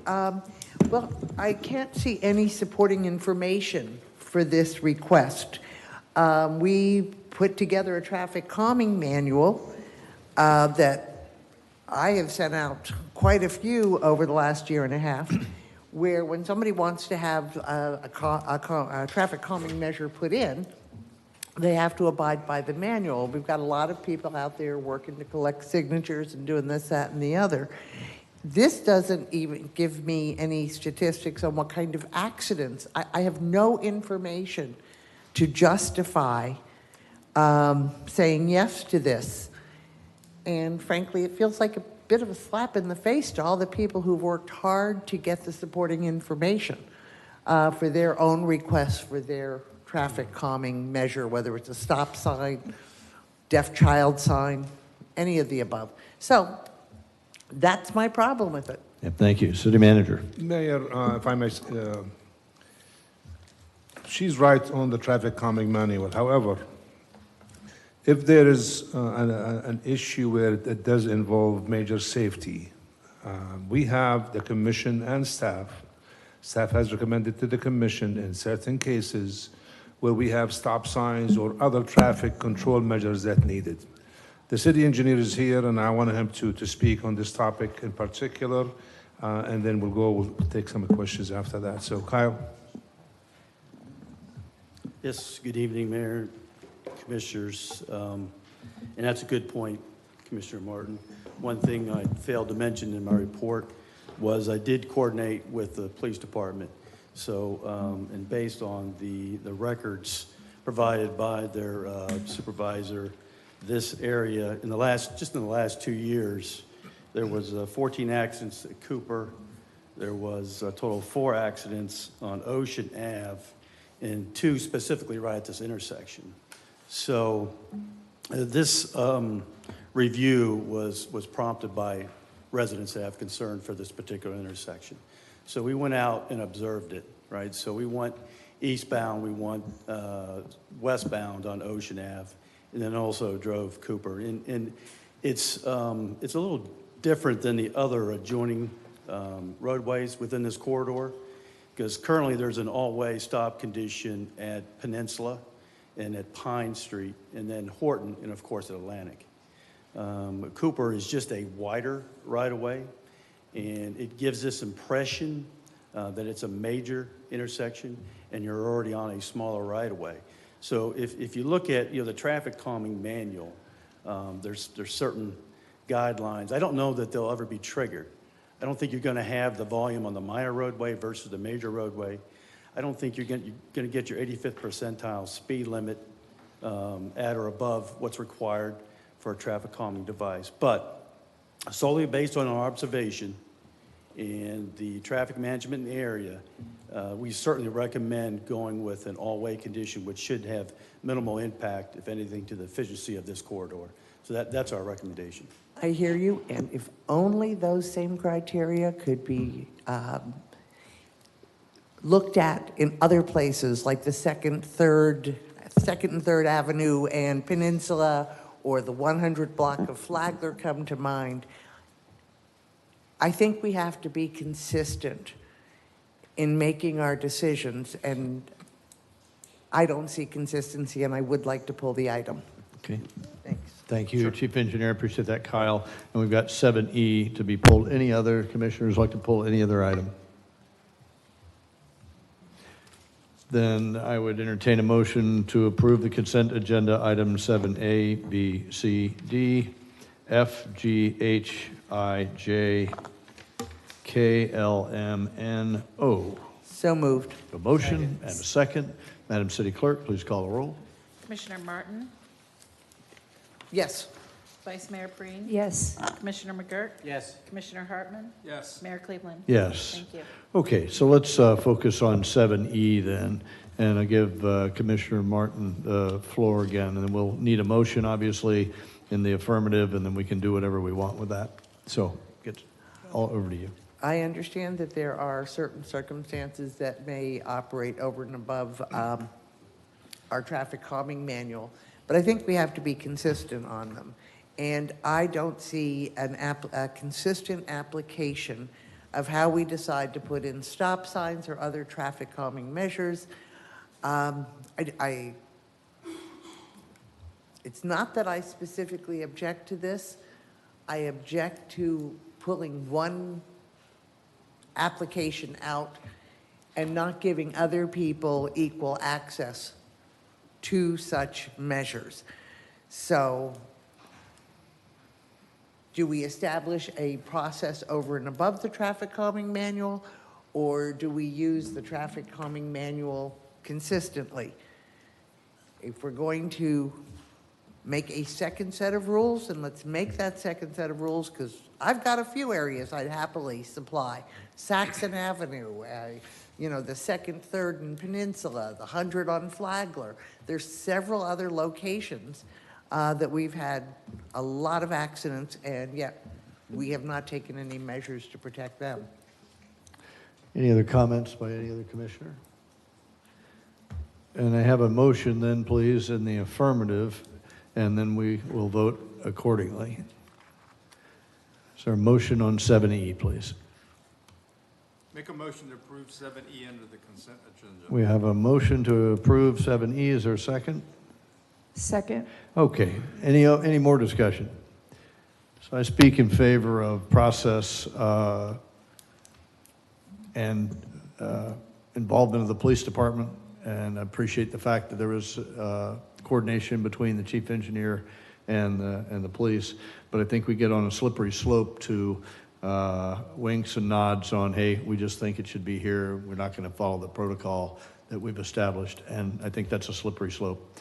And so in the name of process and protocol, we've got a set of processes, let's use them. And if we don't like them, we'll change them and make them more efficient. So I speak in favor of not approving this particular thing till it goes through the traffic calming manual. Any other discussion? Madam City Clerk, please call the roll. Vice Mayor Breen, No. Commissioner McGurk, No. Commissioner Hartman, No. Commissioner Martin, No. Mayor Cleveland. No, thank you. Go back to the city and Mr. Rashadat, you'll take that up. Yes, Just sir. want to just say one thing. 99.9% we follow the traffic calming manual. However, as you know, there is no rule out there that sometimes safety comes first. And so what happened is with this one, there's some people approached the city engineer regarding this safety issues at this specific intersection. So they used the engineering judgment as well as the police department inputs in order to recommend this. So I just want to let you know, it's not like we have not followed, we have followed it 99.9%. But at some point, it will come from this commission that, hey, look at this intersection for a stop sign. So if they see a safety issue, we have to act. So that's what they did. Thank you. Appreciate that. Thank you, sir. Just on that comment, because I've been involved in several of these before, I've always had to provide documentation. There was no documentation in the agenda about any of this. I mean, it was a last-minute thing. That's why I voted no. I mean, if you have the documentation, that needs to be presented ahead of time so that we can discuss it and even talk about it, you know, during the briefing, and then address those issues, because I understand that this is not necessarily a traffic calming issue, but more of a traffic safety issue.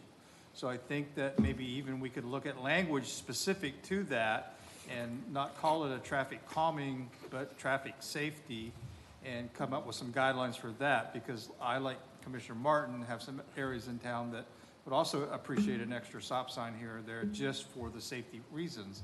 But, you know, we need that information. You know, it's tough to make a decision when that information wasn't provided ahead of time. And we could go back, Commissioner, back to the traffic calming manual and do some revisions there. Maybe we could add a section about safety specifically. And also we'll provide the information for you on this specific one. Not that we're going to bring it back, but I'm sure that the residents who they asked for it, I'm sure they'll be probably coming back at the next city commission meeting, because I think they know this item is for tonight. So, and it wasn't the person that you indicated, there's some other people. It doesn't matter, but the point is that if we do this, I think that there are a number of residents in other very specific problematic areas. You know, I'm aware of a death in the 100 block of Flagler in a traffic, and yet we've done nothing with that. So I think we have to be consistent with how we approach these Understood. items. Thank you very much. Thank you, sir. Thank you for the comments. I appreciate it. I know that we will move forward in the name of safety and in traffic calming. I'd like to move on to Section 9, ordinances and second readings and public hearings. And so the City Commission will conduct a public hearing to consider the approval of application HTR 324, which is approved, would approve the historic tree removal of a property at 1970 Turnbull Lakes Drive. Our compliance coordinator, Channing Malo, is present. We're ready for your report, sir. All right. Good evening. As Mayor stated, this is a request to remove a 37-inch DBH live oak at the property, 1970 Turnbull Lakes Drive.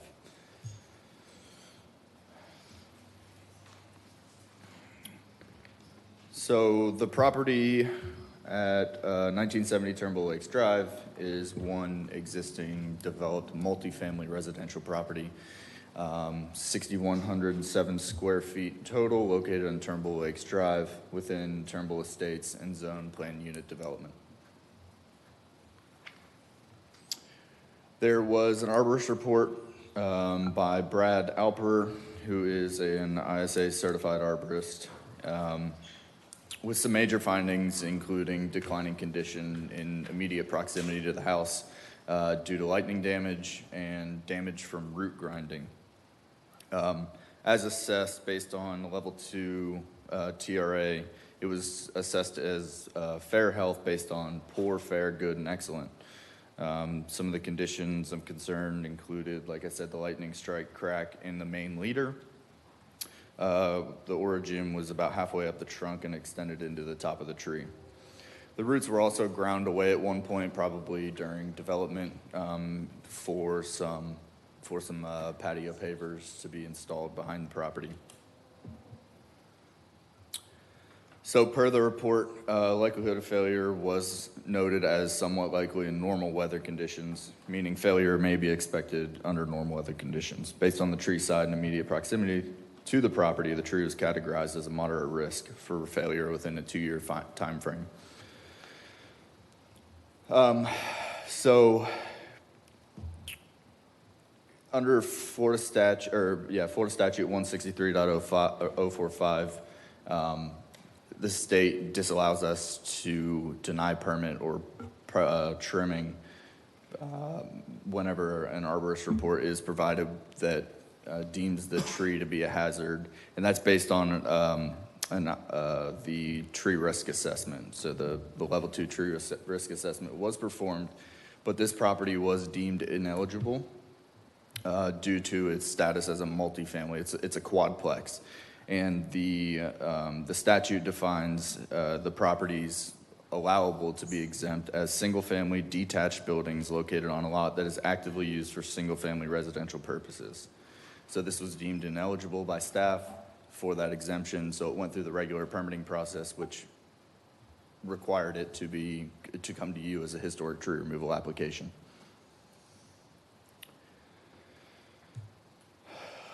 Unfortunately, on July 19th, I returned to the property to take more pictures of the tree, and the tree was removed at that time.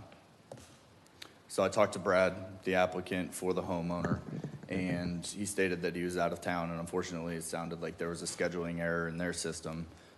It was put on the schedule when he was out of town, when he explicitly told them that it should and needs to go to City Commission for approval prior to it being removed.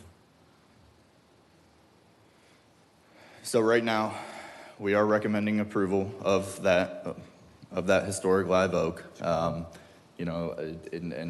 right now, as it stood, 2 trees were to be replaced on that property for it to come back to the 1 per 2,500 square feet minimum regulation. But we will defer to your judgment for the replacement criteria at that point. And the applicant is here if you have any further questions. Thank you, appreciate that. Stand by for some questions. Any questions for our compliance coordinator? Mr. Martin? My only comment is that it seems to me we as a city need to do a better job of educating tree removal companies that they have to have a permit before they can cut down a tree. Because clearly, I'm assuming that a permit was not in place when this tree was accidentally removed. So it's just a note that we need to do a better job of educating the companies that operate within our city. That's it. We were aware of the situation with the exemption per Florida statute, and so was the arborist. But after further deliberation upon staff, we deemed it ineligible because of its status as a multifamily parcel, or it's a quadplex. So it's and see if I understand. It was ineligible for a permit. Ineligible for exemption for a permit.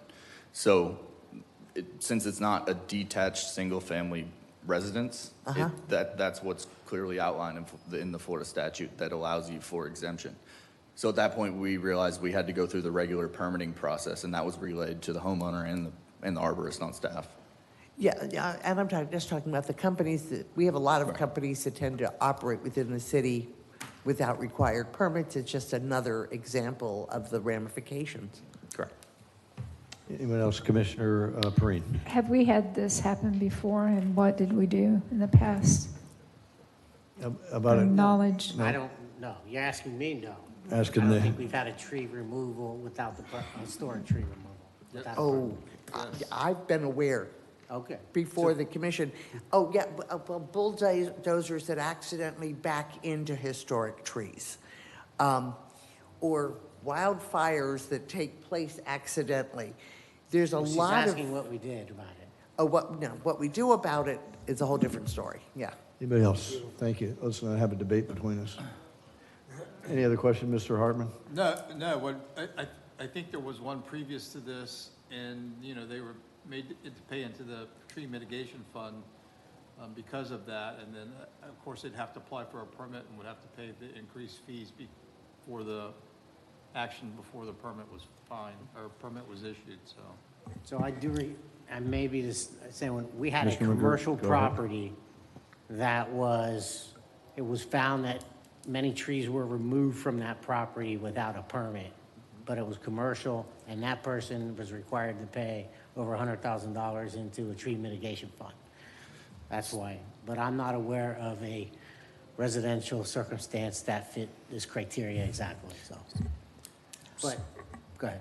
No, I was just gonna ask now, they are required still to replace trees, right? 2 trees or no? Correct. So Yeah. for that size property, it would be 2 trees to come into minimum standards. I will say for residential purposes, we don't currently give the option to pay into the mitigation fund. It would be trees replaced on site or donated to the city. Say that again. They don't have the option to do what? To pay into the tree mitigation fund. Residential properties do not. So it would be a commercial property, as Commissioner Hartman had stated and Commissioner Got it. McGurk reiterated. Any other questions? I got a few. What do we do to, with professionals that come in and just appear to blow off the rules and say, I'm going to cut it anyway and beg forgiveness? Is there a penalty and do we ever issue another permit to that person, to that company, to ever be able to do business in New Smyrna again? Do we do anything of a punitive nature? I'm not sure that we were able to hold the Then contractor why would liable anybody in wanna this- comply? in these situations? We do. I have been attempting to make better contact with the tree companies to establish relationships so that they understand. Well, but it's nice of you to do that, but I think we have more teeth in our power here somewhere. Typically, Mayor, if there is a repeated offense there, they take him to the building trade board. So it hasn't happened that I recall, but that's a tool there that's for you to use with the contractors. So, you know, as Commissioner Martin said, to educate these 3 companies, I bet you all of them, they know that you need to have a permit. So it's not a lack of education. I understand. It's sometimes it's, you know, they and it happened in front of me where you get an estimate from a guy and he'll say it's going to be $700 because I have to haul it away, and then they'll say, well, how about if you don't? It's $500. Well, you cut it and I'll take care of it. So then they're expecting the city to pick it up. They know exactly what they're doing. The same thing with the permits. Yeah. I I guess my point, Khalid, is that if there was no penalty, like if I'm speeding on Chief Feldman's roads, I'm going to get a ticket and there's no question about it. But if this is allowed to go and we have no rules, no laws, no ordinances on the books that say, should you do this, you're done in New Smyrna or something like that, then why would anybody comply? Could I ask? Yeah, please. Do we have any legal ability to fine companies that do work in the city without permits? Because right now, the onus is all on the homeowner. Yep. And so the question becomes is how can we penalize the people that are actually doing the unpermitted work? I think for a one-time offense, the homeowner is stuck, but when you get in a contractor with who's done it multiple times, like Khalid was just saying, you can send them to the Building Trades Board, and there's penalties there that they would face. Have we, but as Colin said, we've never actually seen it. It would seem to me to make more sense if we had just like we put out tickets on the road, if we have some way, a legal mechanism. I mean, we have contractors now. I know of one that wants to have a zoning text amendment to cover the building that he is doing that code compliance has pointed out he cannot do. And so, I mean, there's just, it's an ongoing issue, and we really don't have a good mechanism, and I'm trying to see if there's any way to create one. Let me do this, because I know it does happen with building contractors. Let me go back to the building official tomorrow and see what kind of tools do we have specifically on the tree, because I know they do it for the building, I know that. For building contractors, whether plumber, electrical, mechanical, general contractors. They do what? If they do work without a permit repeatedly, they will take them to the building trade board. I just haven't seen it with the tree removal. Excuse me? The conversation that we're having, I think, Colin, is we appreciate the fact that that's been the protocol. They go to the building trade board when I'm going to buildings go are- back to the building official and see if there's a tool. If there's not a tool, that we'll see how we're going to implement that. Yeah, if this body decided, this is maybe a legal question, Carrie. If this body decided we would like a regulation with a penalty, can that be crafted? And are we empowered to do that type of work? And So what would it your be advice s- be? Okay, so under code compliance, there's maximum fines set forth in chapter 162. Now, under the building trades boards, I don't know that they have, I think their caps would be different. But that board would have discretion, just like your code board and your magistrate have, as to what the amount would be. Got it. Do we have it stipulated how many times a company has to, how many trees does company X cut down without permits before we send them to building trades? How many, the swimming pools are put in without permits before we send them? I mean, do we have any guidelines on that? So I can't speak off the top of my head. I'd have to look into that. Thank you. And so please do. I think I think this has got enough teeth in it. Mr. McGirt. I'm good, thank you. Sure. Okay. Thank you for the report, Channing. Appreciate that. The public hearing is now open. If there any citizen who wishes to speak on this topic, please approach and you'll be heard. This is a monologue, not a dialogue. I see one gentleman there ready to go.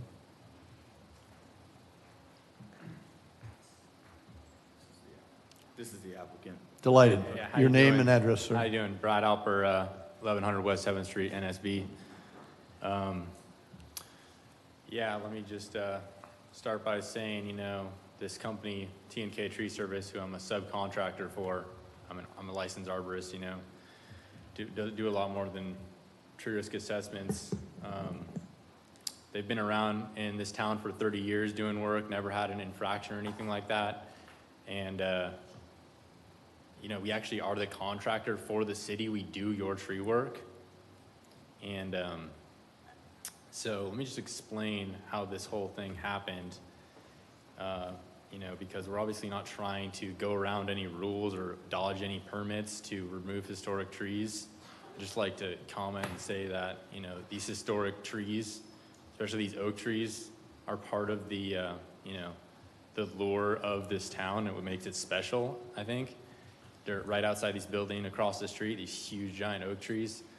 We love them. We want to take care of them. This tree was, was threatening this house. The homeowner wanted to remove it. All I ever did was write a report for him.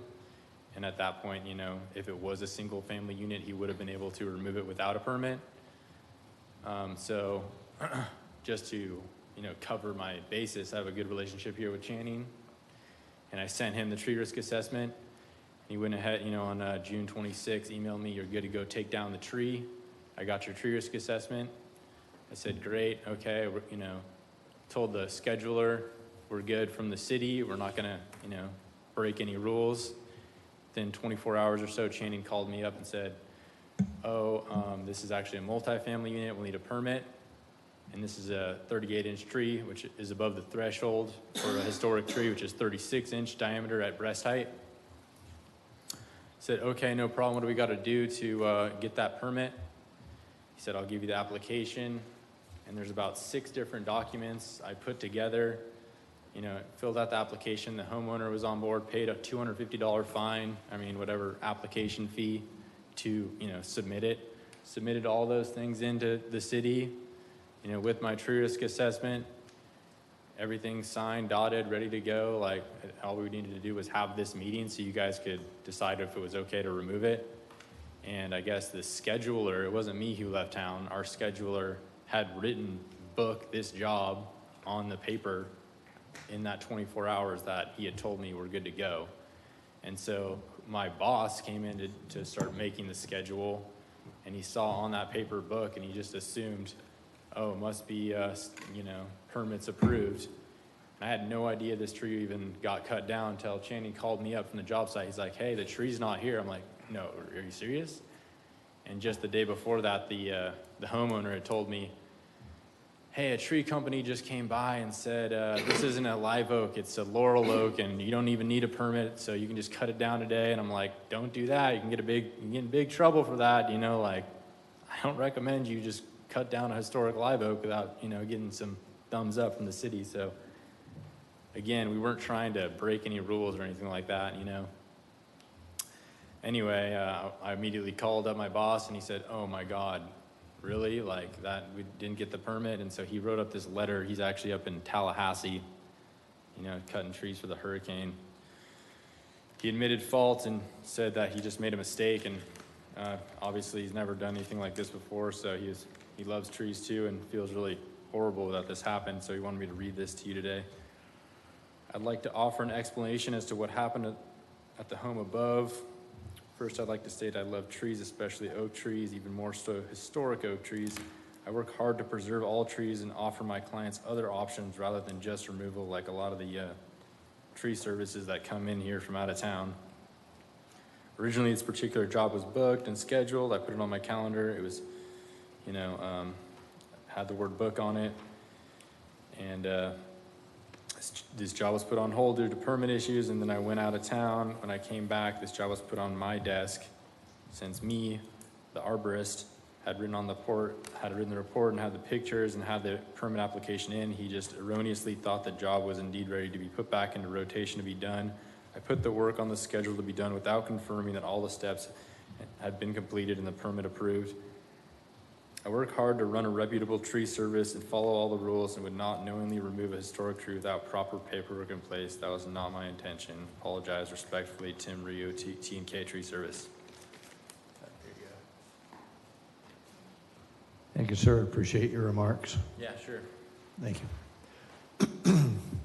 Any other discussion by Commissioner McGurk? So there may not be a formal process, and certainly I think we'd like to take a look at in the future when things like this happen, something a little more stiffer than what is offered today.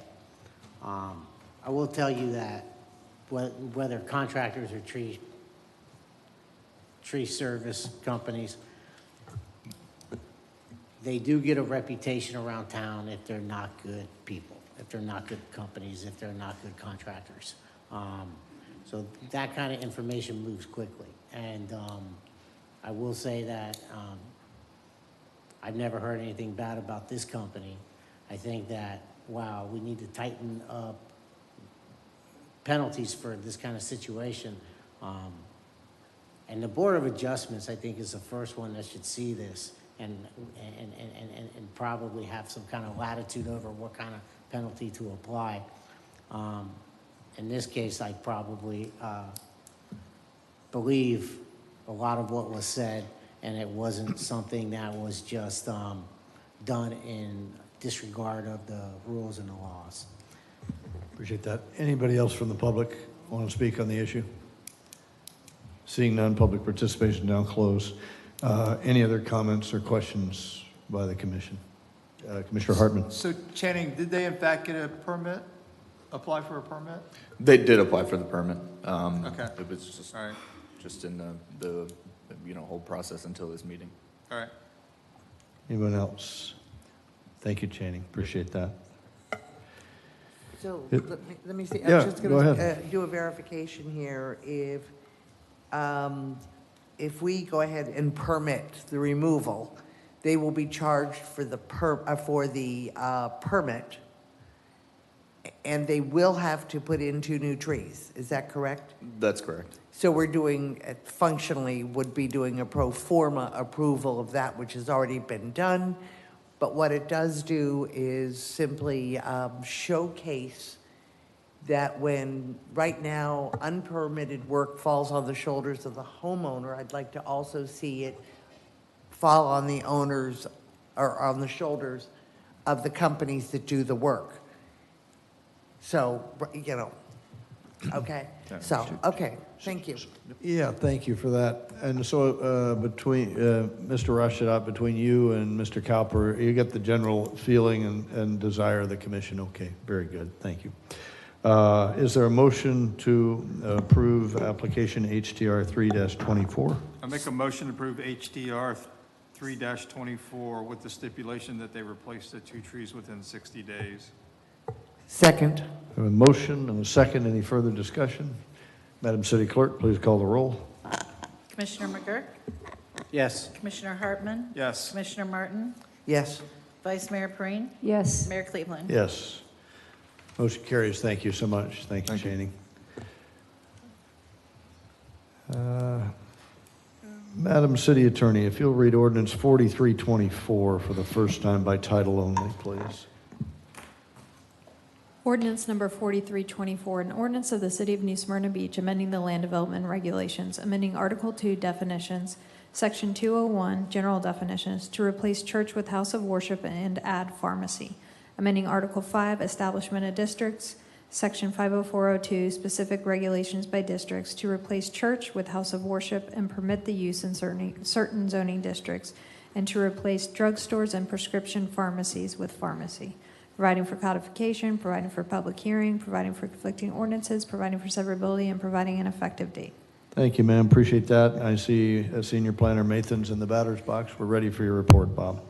Yes, Mr. Mayor. So what are the proposed changes? So first, what we'll do is we'll report on the drugstore and the pharmacies.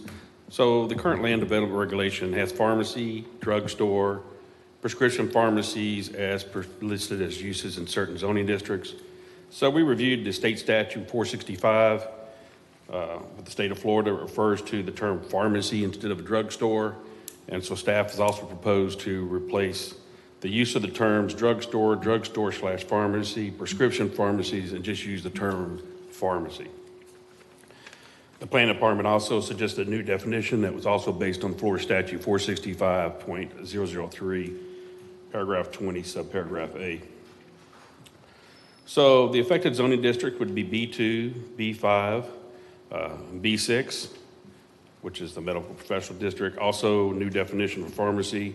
Currently, the land development regulation does not have a definition for pharmacy. So now what we'll do is we'll report on the church and house of worship use.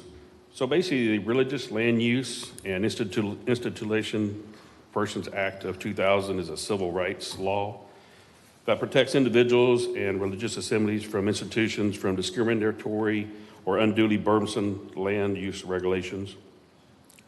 So after the hearings which Congress heard, these religious assemblies and institutions were disappropriately affected, and in fact, they were awfully discriminated against in local land use decisions. The Congress passed that act unanimously in 2000, and President Clinton signed that act into law on September 22nd, 2022. The act also provides several important protections for religious freedoms of persons, places of worship, religious schools, and other religious assemblies and institutions. So in an attempt to comply with the Religious Land Use and Institutionalized Persons Act, the Planning Department has recommended that the use of term of church be reclassified as house of worship and relocate that from a special exception use to a permitted use in certain zoning districts where comparable permitted uses exist. So the Planning Department also has proposed a new definition for house of worship. So as you can see on the slide, churches would be struck out as special exception uses, and house of worship would be inserted as a permitted use. Church would also be replaced with house of worship as it pertains to daycares on house of worship properties. Also, the definition of a church would be replaced with the definition of house of worship, The two definitions are the same, just with a different title. So at the regular scheduled meeting back on June the 3rd, 2024, the Planning and Zoning Board voted 7-0 to give a positive recommendation to the City Commission to approve the requested land development regulation amendments. And the Planning Department also recommends the City Commission to approve the requested changes to Section 502.04 and Section 201 to be consistent with the Florida statutes and the Religious Land Use and Institutionalized Persons Act of 2000. And that concludes the summary of the staff report, subject to any questions that the commissioners may have. Thank you, Mr. Mathan. Any comments or questions from the dais? I've got one, Bob. Does that mean that your home could be a house of worship? Well, what we're looking to change right now would be the ones in the commercial districts, because right now they're special exception uses, which could consider it as a discrimination against churches, since we allow other assemblies to be permitted uses. So that would change that. Currently, right now, we do have house of worships in certain residential zonings, but since we do not have other assemblies as permitted use, they will stay as a special exception use and have to come in front of this commission for approval. Okay, so in the R2, for example, zone, they would continue to be special exceptions? Yes, ma'am. Okay, thank you. Any other questions? Thank you, Bob. Appreciate the report. Public hearing is now open. Are there any citizens who wish to speak on this topic? Please come forward and you'll be heard. Seeing none, public participation is now closed. I'd like the City Commission to consider the adoption of Ordinance 4324 on a first reading. This requires a vote at the first and the second readings. Second reading and public hearing will be conducted on August 27th. Is there a motion for approval? Motion to approve ordinance number 43-24. A motion and a second. Madam City Clerk, please call the roll. Commissioner Hartman? Yes. Commissioner Martin? Yes. Vice Mayor Preen? Yes. Commissioner McGurk? Yes. Mayor Cleveland? Yes. Thank you. Thank you very much. Madam City Attorney, if you'll read 4424 for the first time by title only, please. Ordinance number 4424, an ordinance of the City of New Smyrna Beach amending the land development regulations, amending Article 5 zoning districts, Section 50402, specific regulations by district, B3, Highway Service Business District, to add pain management clinic as a special exception use, providing for codification, providing for public hearings, providing for conflicting ordinances, providing for severability, and providing an effective date. Thank you, ma'am. Senior Planner Baker, your report, sir. Yes, we have Dr. Rajesh Alani. Applicant requests approval of a zoning text amendment to allow pain management clinics with conditions as a special exception in the B3 Highway Service Business District. At the June 3rd Planning and Zoning Board meeting, the board voted 7-0 to recommend the commission approve the zoning text amendment to allow pain management clinics in the B3 with one revision. The Planning and Zoning Board had a criteria in their presentation that basically said that there'd be no exterior signage or advertisement of what they do, trying to hide the idea that this is a pain management clinic. And we're told that basically that would be a violation of their Second Amendment rights. So that one revision that they considered is no longer included. Why a zoning text amendment? The applicant would like to allow the land use category of pain management clinic to be allowed into B3 as a special exception with a number of conditions. These conditions are intended to disallow the profusion of pill mills in the city. Currently, pain management clinics are limited to two zoning districts, the B6 Medical Professional District and the B6A Limited Medical Professional District as special exceptions. They have to meet 4 criteria. They have to have a reception and waiting area. They have to have an administrative area, including room for storage of medical records, supplies, and equipment, have private patient examination rooms, and have treatment rooms if treatment is provided to the patients. Now for the B3, those same 4 conditions carry over, but they also have added additional criteria to make it much more stringent in the B3 Highway Service Business District. They must provide documentation that the business is registered with the Florida Department of Health or documentation that the business is exempt from registering with the Florida Department of Health. The clinic must be operated and administered by duly licensed medical doctor or doctor of osteopathic medicine. The clinic will offer interventional spinal injection therapies administered by a duly licensed MD or DO. The clinic business will not will be by appointment only and with no walk-in appointments, and there will be no dispensing of narcotics on the premises. So basically, it makes it very rigorous so that there's no opportunity for this to become a pill mill. Here's a map that shows the B3 districts along the Canal Street and 44 corridor.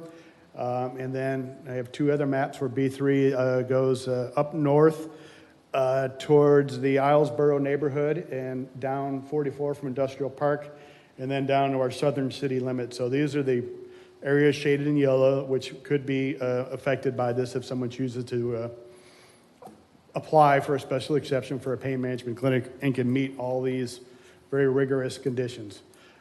Staff recommends that the City Commission approve the requested zoning text amendment, and I would note that a scheduling issue, the Planning and Zoning Board has kind of already considered the special exception at their meeting 8 days ago last Monday, basically because they kind of got pushed back a little bit with our delay, with nothing going on in July.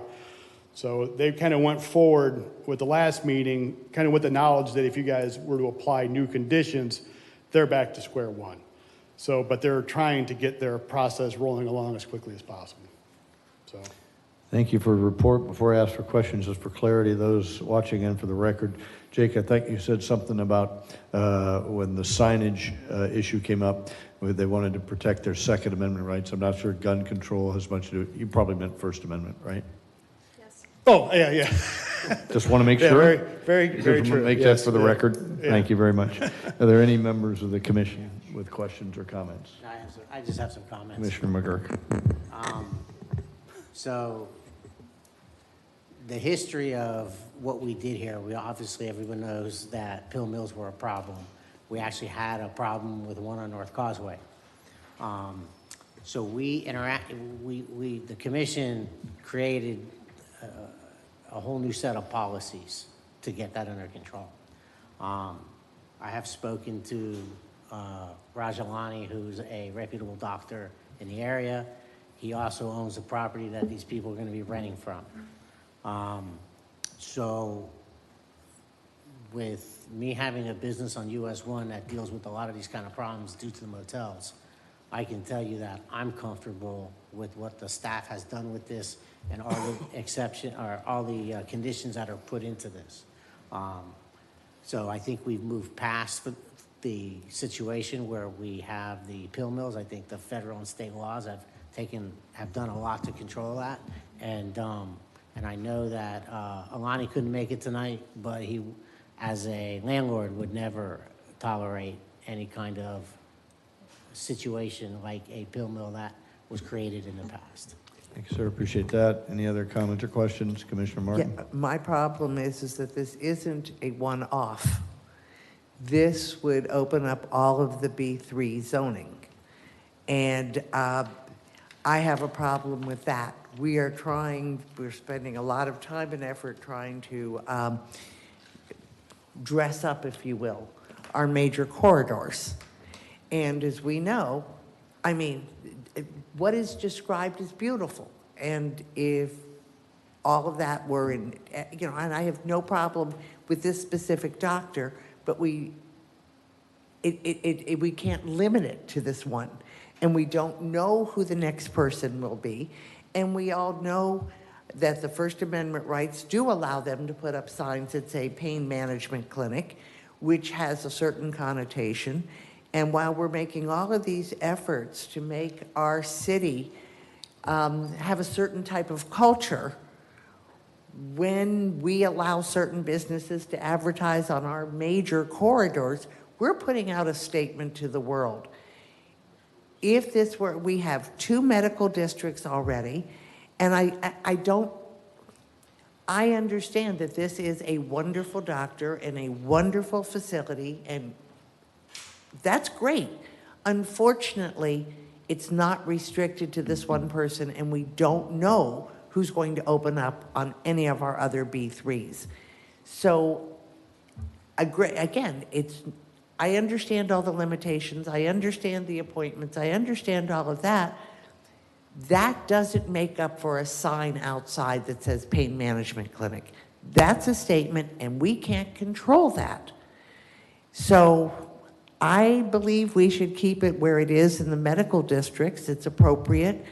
But I'm looking at it for the overall picture that we present to the world at this city and the connotation that anybody else, because remember, this doesn't restrict this to Elani only.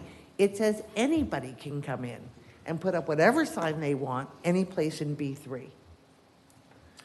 Jake, do you or the city manager have a remedy for the challenge that Commissioner Martin sends up? In other words, what are the checks and balances in this, or is it just wide open? Well, you know, you'd have to be a medical doctor or a doctor of osteopathic medicine to even start this special exception process. You also have to offer interventional spinal injection therapies. There's no walk-ins, there's no dispensing of drugs from the site at all. And when I worked with the applicant on this, they helped come up with the criteria, and they actually proposed the idea of the sign, not indicating like this is a pain management clinic, walk on up and get some drugs. So I think they would be actually willing to limit themselves to not having anything, but they do have a representative here that can answer that question.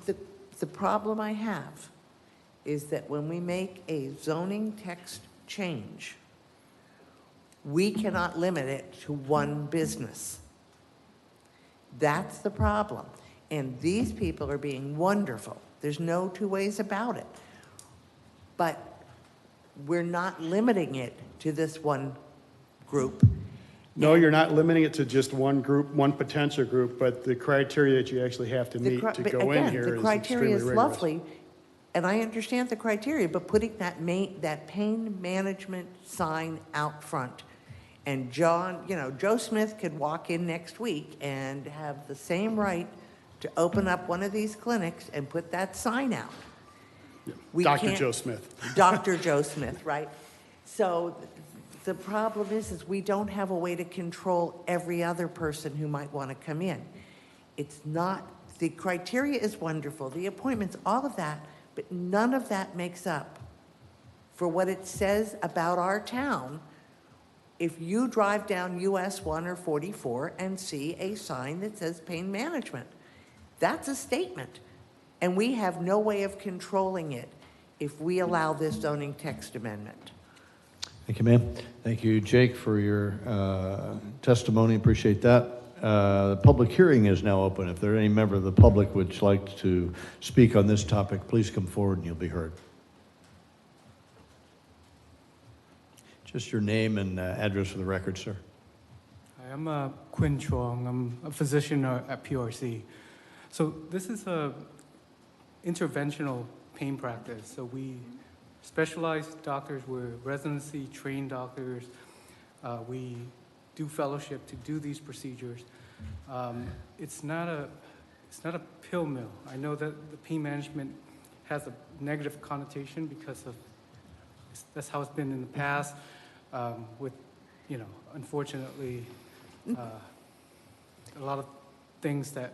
But we're really just trying to help patients get better through interventions, and it's the spinal injections that whoever's applying for this, if they're not just prescribing medication.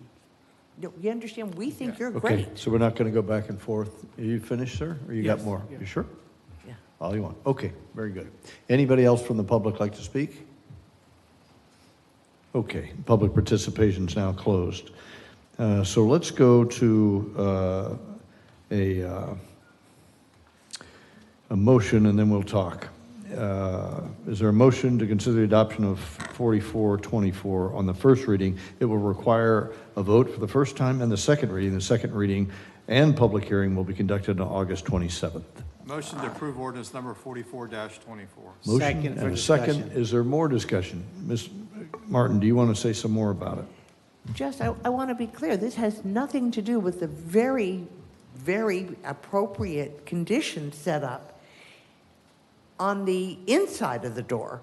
But since we cannot control the outside of the door for anybody else who comes in, I feel that it is appropriate to keep it in our medical districts. That's the problem I have. It's not this particular group. I think they are, offering a very valuable service, but we can't control what other people coming in after them might do. Even if they apply the same rules, we can't control the signage. Anyone else? So, I do. Sir. So I completely understand. The concerns are 100% valid, but we do have a way of controlling it. Everyone that comes in has to be granted a special exception. No, So that's- each applicant that comes in, we can determine whether or not they show the credentials to be able to get the privilege of operating a pain management clinic in the B3 district. But we cannot control the signage they use.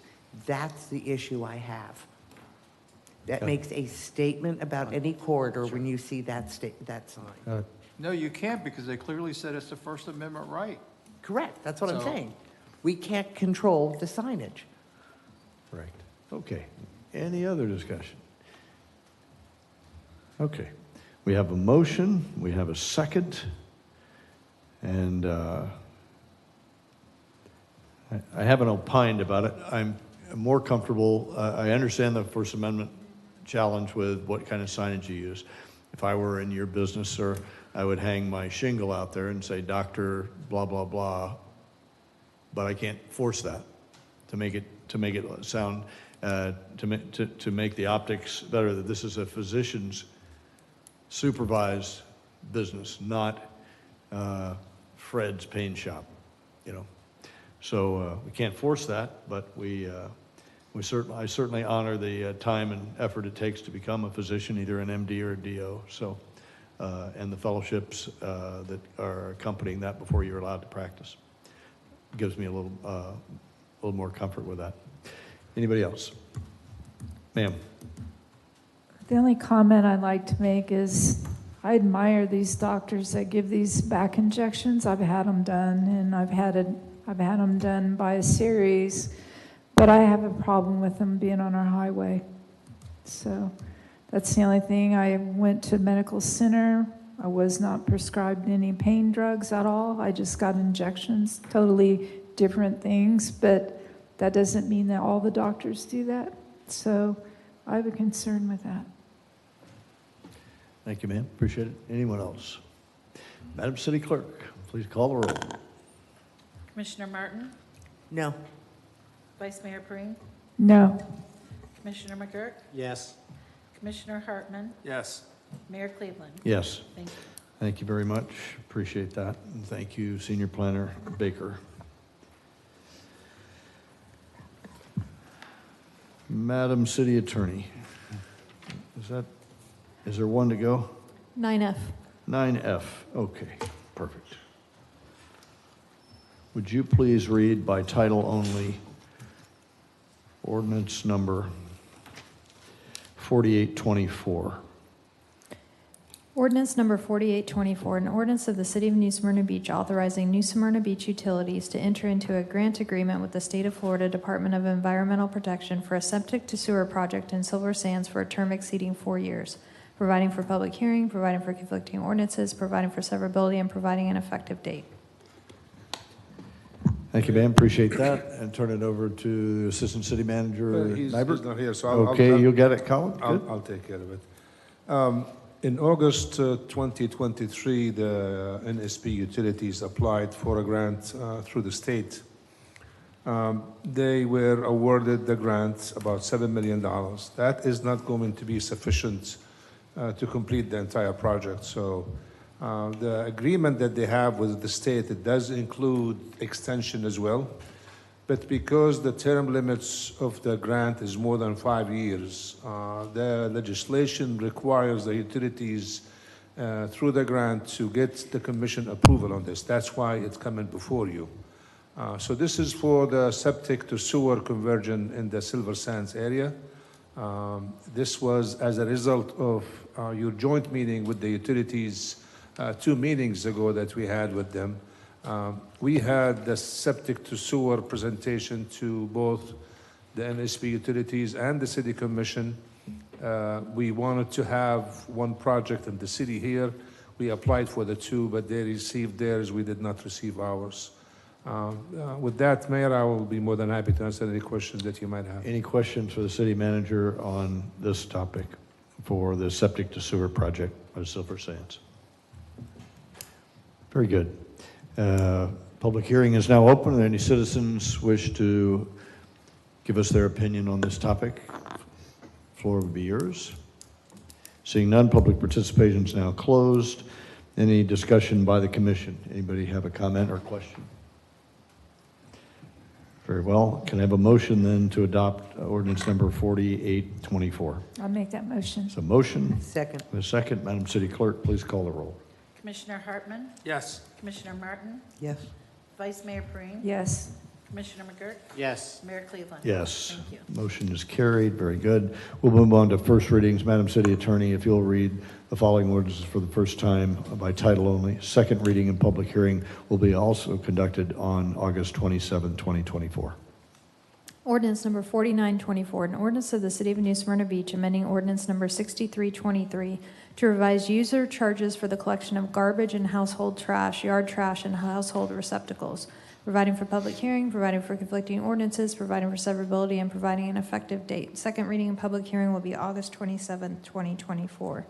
Ordinance number 5024, an ordinance of the City of New Smyrna Beach rezoning .34 plus or minus acres of property located generally on the southwest corner of 7th Avenue and South Atlantic from B2 Neighborhood Business District to B4 Ocean Commercial District, providing for conflicting ordinances, providing for severability, and providing an effective date. Second reading and public hearing will be August 27, 2024. Thank you, ma'am. Appreciate that. Reminder, August 27, 2024 will be the second reading and public hearing. Let's move on to our boards and commissions. Madam City Clerk, all yours. Sure. Yes, good evening. We have a vacancy that is on the Housing Authority. It was vacated by Mr. Grover Miller, who used to be a resident commissioner on the Housing Authority. He has recently moved from that location, and so the vacancy called for somebody that lives in that housing development to serve a term on the board. We have received one application and a recommendation from the Executive Director of the Housing Authority, Teresa Pope. The applicant's name is Wilda Bennett.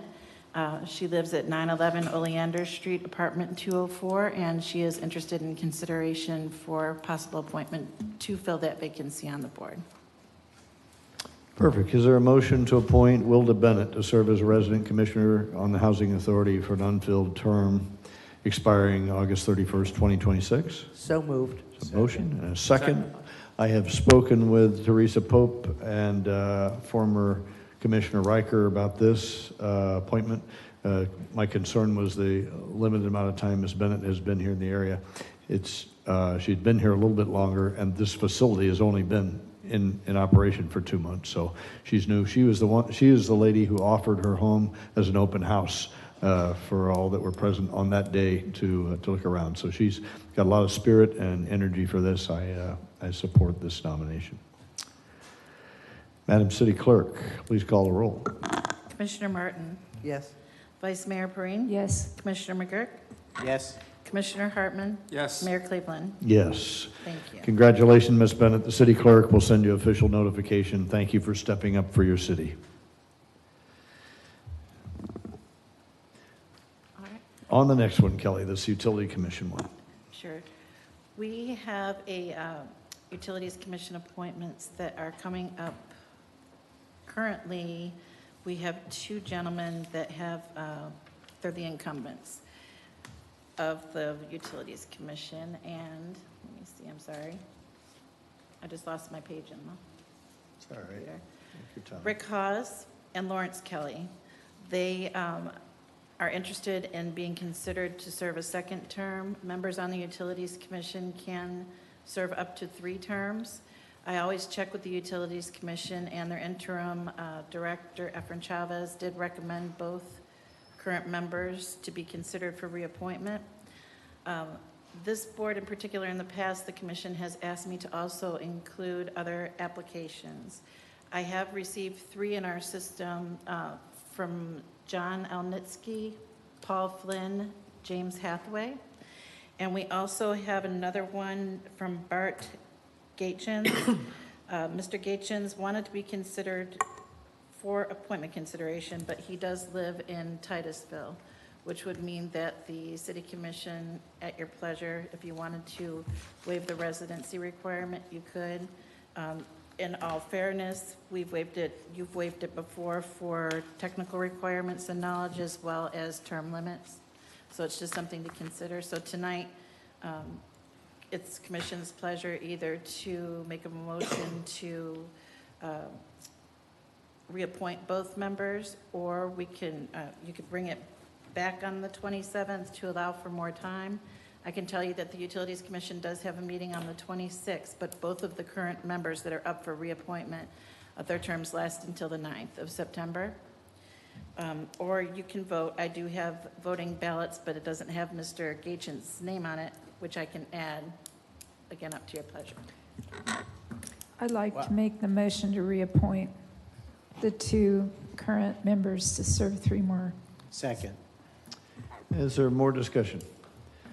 I have read parts of the new applicant's resume, which is impressive as a retired utility commission, utility executive. So he would be, if best I can tell, it would be the only member of the utility commission that is a practitioner of the trade. And so I don't know. Anyway, I'd like each of my colleagues to check it out and see, and look this resume over and see if it resonates with you. I get concerned about a for-profit organization tied to the city that has no professional qualifications on their board other than willing folks that are good people that want to come in and volunteer. I like the fact this guy's a retired executive in the business. Similarly, Admiral Elnitsky is a retired energy executive. And so those are the talent level that I think I'd like to have for us to at least consider and take a look at. I know that Mr. Scott and that Mr. Hawes have done great work since they've been there. We've had collegial conversations, but I don't know what their skill sets are outside of good folks that want to do good work. I think there may be a day coming when our for-profit organization may get called into focus about the oversight that the CEO doesn't have today with any skill sets of what the business is about. And as we continue to develop that commission as the future and as growth comes, as the oversight body, I worry that we may not be doing all that we can do to make sure that that group has a check and balance just like our group does. Anyway, that's my 2 cents. So I'd like. Well, I was just questioning. I thought that the NSBU was a not-for-profit corporation for the benefit of the ratepayers. Yeah, they make money. I understand that, but I believe that as part of our charter, they are stated to be a not-for-profit corporation for the benefit of the ratepayers. And I could be wrong, but am I right or wrong? You're right. I'm right. So it is a not-for-profit corporation for the benefit of the ratepayers. Just want clarity on that one. Yeah. Thanks. So I understand, Mayor, what you're saying. I generally agree with it, fundamentally agree with it. And I will say that I'm excited that we have these kind of applicants applying now. That generally hasn't been the case. We have a lot of new people coming in with some very interesting credentials. And I certainly see in the future these people, these kinds of people getting on our boards.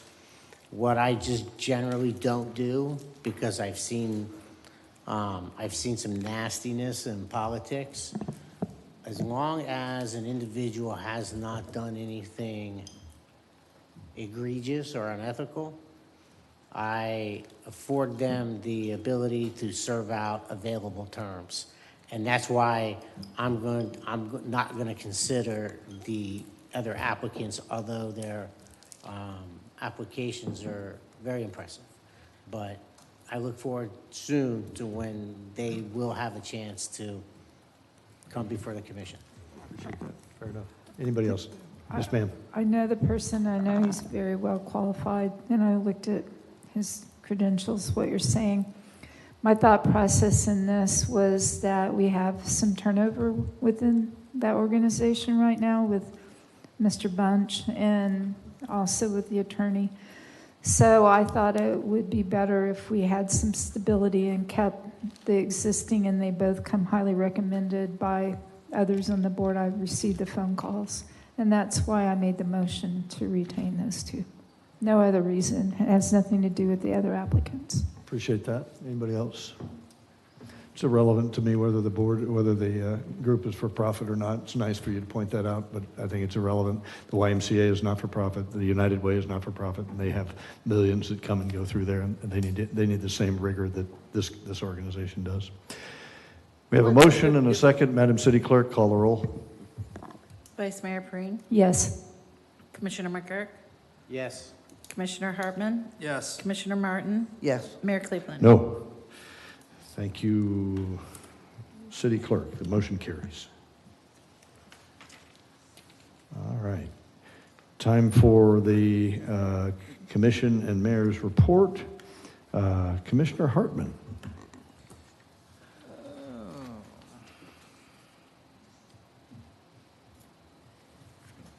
Let me pull it up.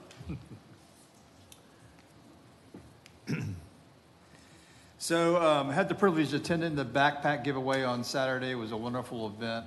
Miss Terry, I'm sorry she left already, but she did a fantastic job pulling that together.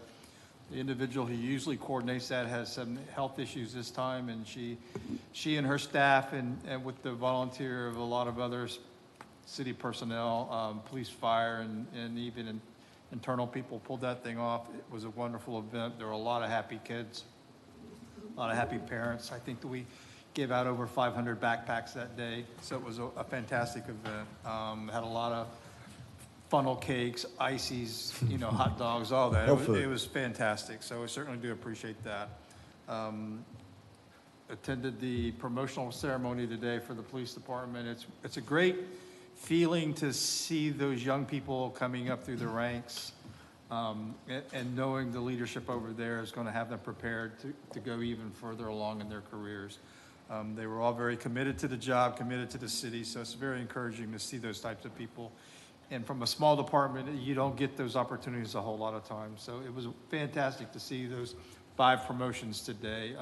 It's truly a compliment to the chief on his organization and what his people do, and also the staffing that even earlier Chief Coffin had hired and brought into the department. So I certainly did appreciate that. I talked to an individual the other day that had an issue with the engineering department and had some questions and concerns and had to go up to engineering, presented his problems, his questions, sat down with Jesse, told him what the issue was. Jesse said, have a seat, I'll get back to you. Did some research, called the back end, told the guy exactly. He said, the gentleman that I would talk to said he'd never been treated so respectfully before from anybody in any other building departments. So it was a great accolades towards Jesse and the staff that we have up there in the engineering department. He says, I felt like a true human being, and it really did. I appreciated, the time and the effort that everybody, even to the receptionist, took to make sure that, he was heard. They found his answers to his questions, and he was really completely tickled to death about that. And then the only question I had, the parking study, is there an expected completion date for the parking consultant to finish that work? Yes, we had as a matter of fact, we had a meeting with the consultant this morning. So on the 20, whatever the second meeting in September, I think it's the 24, that they will present to you. But they will meet with you individually to go over the draft reports on the 9th of September. Okay, that's all I had. Thank you. Sure. Commissioner Martin. I was sorry to miss that promotional It's been quite a day with the beachside projects.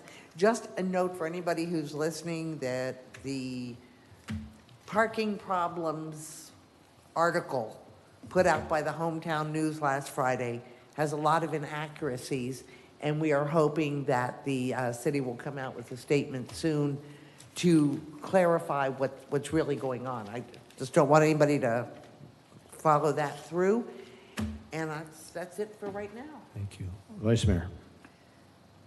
I just want to contribute to also what Khalid said to Commissioner McGurk. He did a great job with the airport meeting and very controversial things, but I think it was very explanatory and what we can and can't do based on federal regulations, based on city.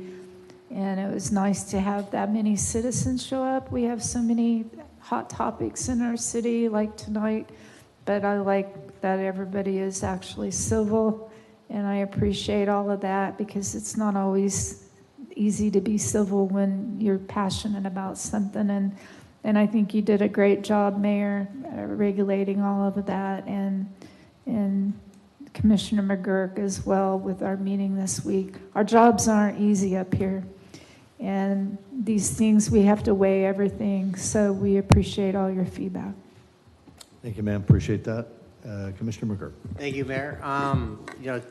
Thank you for the comments. I think I need to thank all the people who showed up, who were civilized and wanted to actually work on the issues. They wanted to vent, and they did, but the tone of the meeting stayed very positive, and I appreciate you guys all coming in and looking at that. My role I didn't necessarily plan to play that much of a role, more sit back, but I think it went well. I think it was probably the most productive airport meeting noise issue that we've had in many years, and what I plan to do is continue to foster that and work on solving, or at least coming up with some issues that staff can bring back to us, recommendations that is reasonable to both sides. So I thank you for the comments on that. It was a great meeting, very productive. The low-hanging fruit on that meeting ended up being the morning time frame.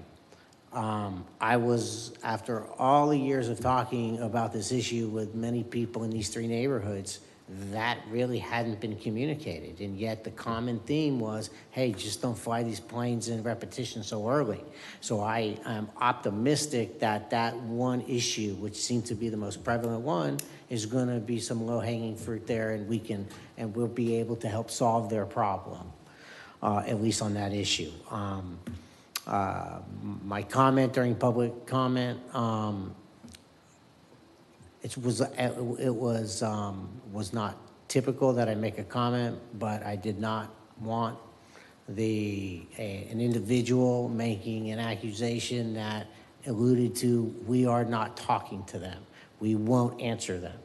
So I just wanted to make sure that everybody understood why I did that. That's what the gentleman was alluding to, that we're not willing to tell them or talk to them. So I'll make sure I refrain from that in the future. Mayor, I know you're trying to run a good, tight meeting. Chief, my apologies for missing the promotion. I intended to make it. I got caught up in stuff I couldn't get away from, but what a great job. I did see the pictures on social media, and it looked great, and I'm excited to see those individuals with promotions and as you continue to lead the police department. Thank you. Thank you, sir. I've just got a few comments to Commissioner McGurk. I think in addition to representing each zone, we've been asked to lead. And so at these meetings, zone by zone, when the opportunities to have things go awry, and we've had many airport noise meetings that were just out of control, for us, Arvin and you and the citizens to have come together with some ideas for how to really make a difference. Yes, on the timing for delayed starts for airplane goes. The second one was the extension of the downwind leg that both aviators and non-aviators said, if you just ran it a little bit farther, you would go past my house before you made the turn. And a couple aviators in the room said, yeah, that's exactly right. They go right over that. So those are two that are pretty doggone easy. Extending that downwind leg on, I can't remember whether it was runway 25 or not. That and the delayed time would be great. So really well done, and great to have all the city residents show up and demonstrate true resolve to solve a problem, not just to pile on. We made 3 sergeants today and 2 corporals today, and the glow on their faces and their families' faces was palpable. The police department is humming along. The connectivity between the past and the future is present.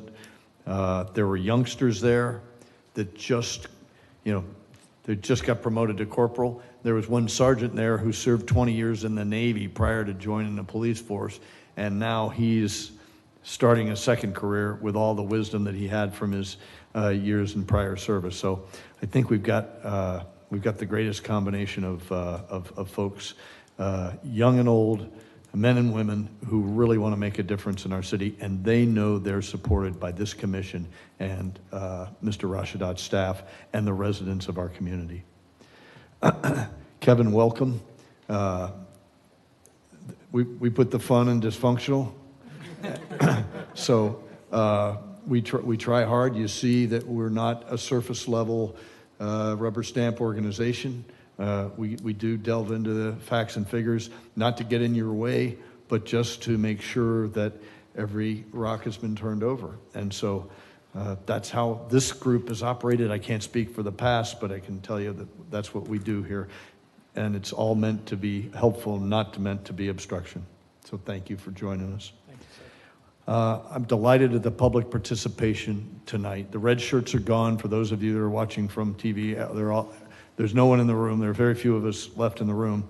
But you know that something's up when the room fills up. And so that is their ability to exercise citizenry by coming in and saying what's on their minds, what they're feeling. So I admire that 100%. At the same time, we don't all know the rules. I didn't know the rules set before I got up here about quasi-judicial hearings, impartiality until you hear evidence. And that's the place that the lawyer has got to continue to re-knit the button that teaches both from the dais and into the crowd why quasi-judicial hearings are important, to be impartial and not to have leaked out your opinion and disqualify yourself from sitting up here in judgment. So it's very important for us to do that so we can continue to administrate the city's business. That concludes me. You've had a big night, City Attorney. Have you got anything in your report, ma'am? Yes, I had a couple of things tonight. First, before you, there's an amendment to the contract that we have with Bigman, Brock, and Smith for Attorney Sarah Metz. This is regarding the Airgate eviction matter. This started in December of 22. It's been unusually long process. What's happened is the tenant has filed counterclaims against the city alleging grant assurance violations and federal claims, which triggered our insurance coverage. The eviction is not part of the insurance coverage. So through the insurance coverage, you have to engage the insurance counsel. So managing those schedules along with the complexities with those counterclaims has added to the already delayed case. So this amendment would increase the cap on the eviction portion of the matter by $25,000. And so I'm looking for a motion to approve that amendment. And this is your recommendation as well? Yes. Is there a motion to approve the extension and the I'll make that $25,000? Second. Motion second. Any other discussion? Carrie, will this continue? Should we expect more? Is it getting deeper? Are you coming to a closure? It's really hard to say. I would like the eviction portion to be closed out. I imagine the other portion of it would drag on, but I really can't predict. Any other questions or comments? There's a motion and a second. Madam City Clerk, please call the roll. Commissioner McGurk? Yes. Commissioner Hartman? Yes. Commissioner Martin? Yes. Vice Mayor Preen? Yes. Mayor Cleveland? Yes, thank you. Okay, we also have Labor Council standing by. I'm not sure how to link him in. But we're going to Zoom somebody in? Is that? Yep. Okay.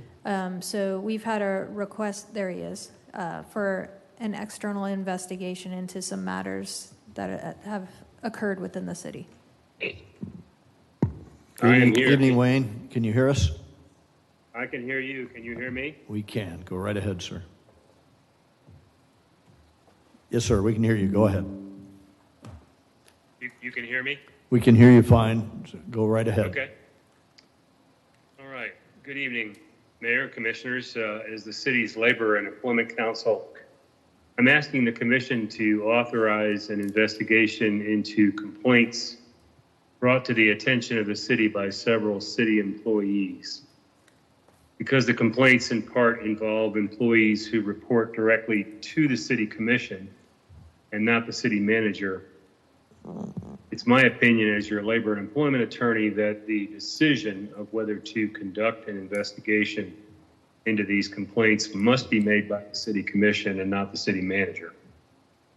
The names of the employees involved and the details of the allegations are at this point being kept confidential pursuant to requirements of law.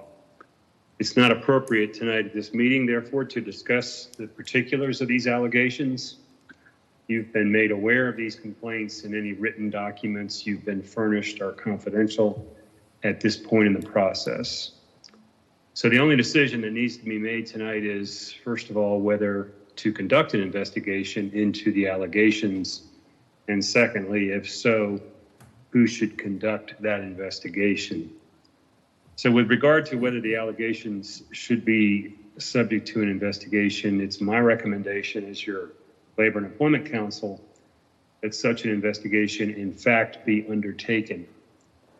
In my view, doing so will enable an investigator to determine the validity of the allegations and thereafter enable you as the commission to determine what action, if any, should be taken in response to the results of the investigation. Authorizing an investigation will likewise insulate the city from any contention that the allegations have been ignored or haven't been taken seriously. So it's frankly my belief that the city commission really has no alternative, in my view, but to authorize an investigation into these allegations. With regard to who should conduct the investigation, in light of the nature and extent of the allegations, I recommend that the city retain the services of an outside, independent investigator with experience conducting these types of investigations.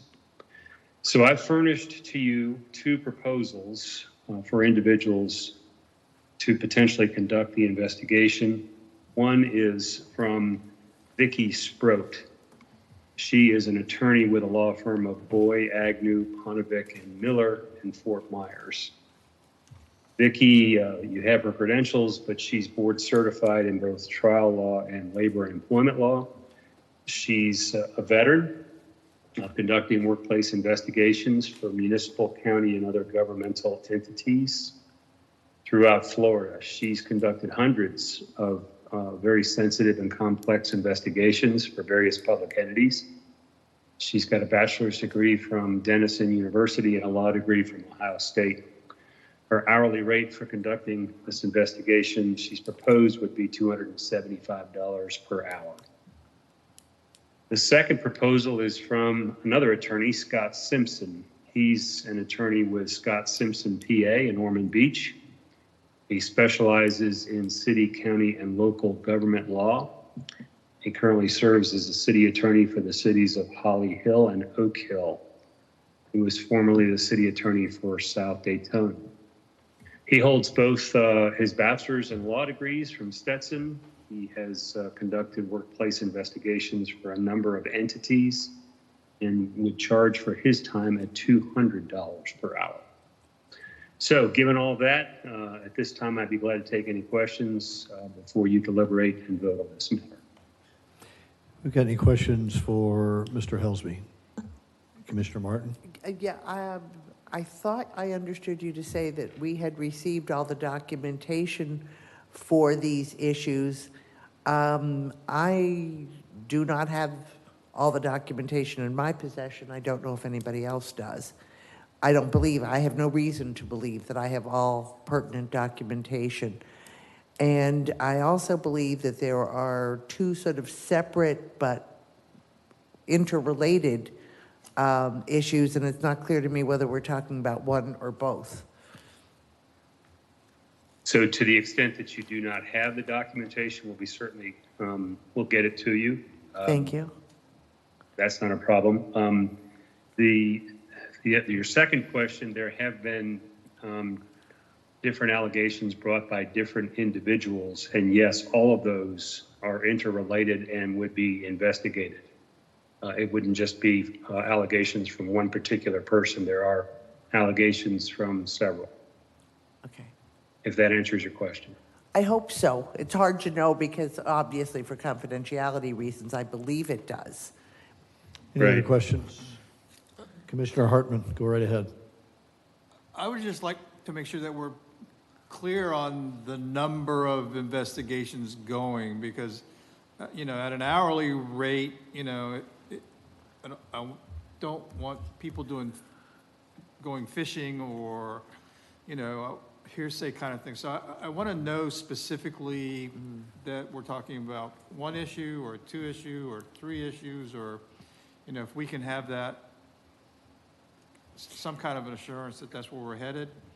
I don't want to, I'm cautious about just open-ended come doing an investigation. Yeah, no, I understand. I have looked back through the documentation, and the investigation would certainly be confined. There are, from my estimation, about 3 to 4, perhaps 5 different, I'll call them sets of allegations that need to be looked into. And again, they're all fairly interrelated. I would not permit an investigator to simply investigate matters outside of those, if that's one of your questions. Yes. But without going into any great detail about what the allegations are and who made them, that's about as good as I can tell you right now. That it certainly would be confined, and you know, we make sure that any investigator hired would know the parameters of what they're investigating. Having said that, I will say that having done these investigations myself, I know that sometimes you get into these investigations and begin asking questions, and sometimes tentacles develop, and you have to, you know, in the interest of being thorough, you have to look through some of these things. But I would certainly do my best to try to confine them to the allegations that have thus far been made, if that helps. Thank you, it does. And I'm not interested in doing any obnoxious inquiries. You know, if somebody can't put their name on a piece of paper, then, you know, I don't think it warrants the time or the energy. So, my personal opinion. You know, that'd be something that I would want to leave in the hands of the investigator that's chosen, to be honest with you. That, to me, is something that one who does investigations for a living, hopefully, you know, will know whether that's something that they think should be investigated or not. I understand your concern. Right. Any other questions for the attorney? Yes, sir. Mr. McGurk. Wayne, I share some of the same feelings with Commissioner Hartman. I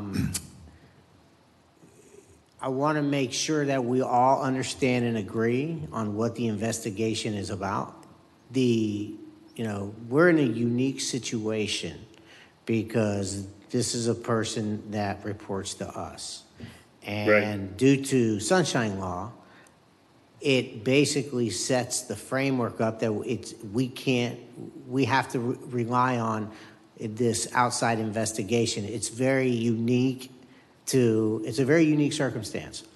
So aside from knowing exactly what we're going to task the investigator with, which I do agree, I think we need to hire an investigator.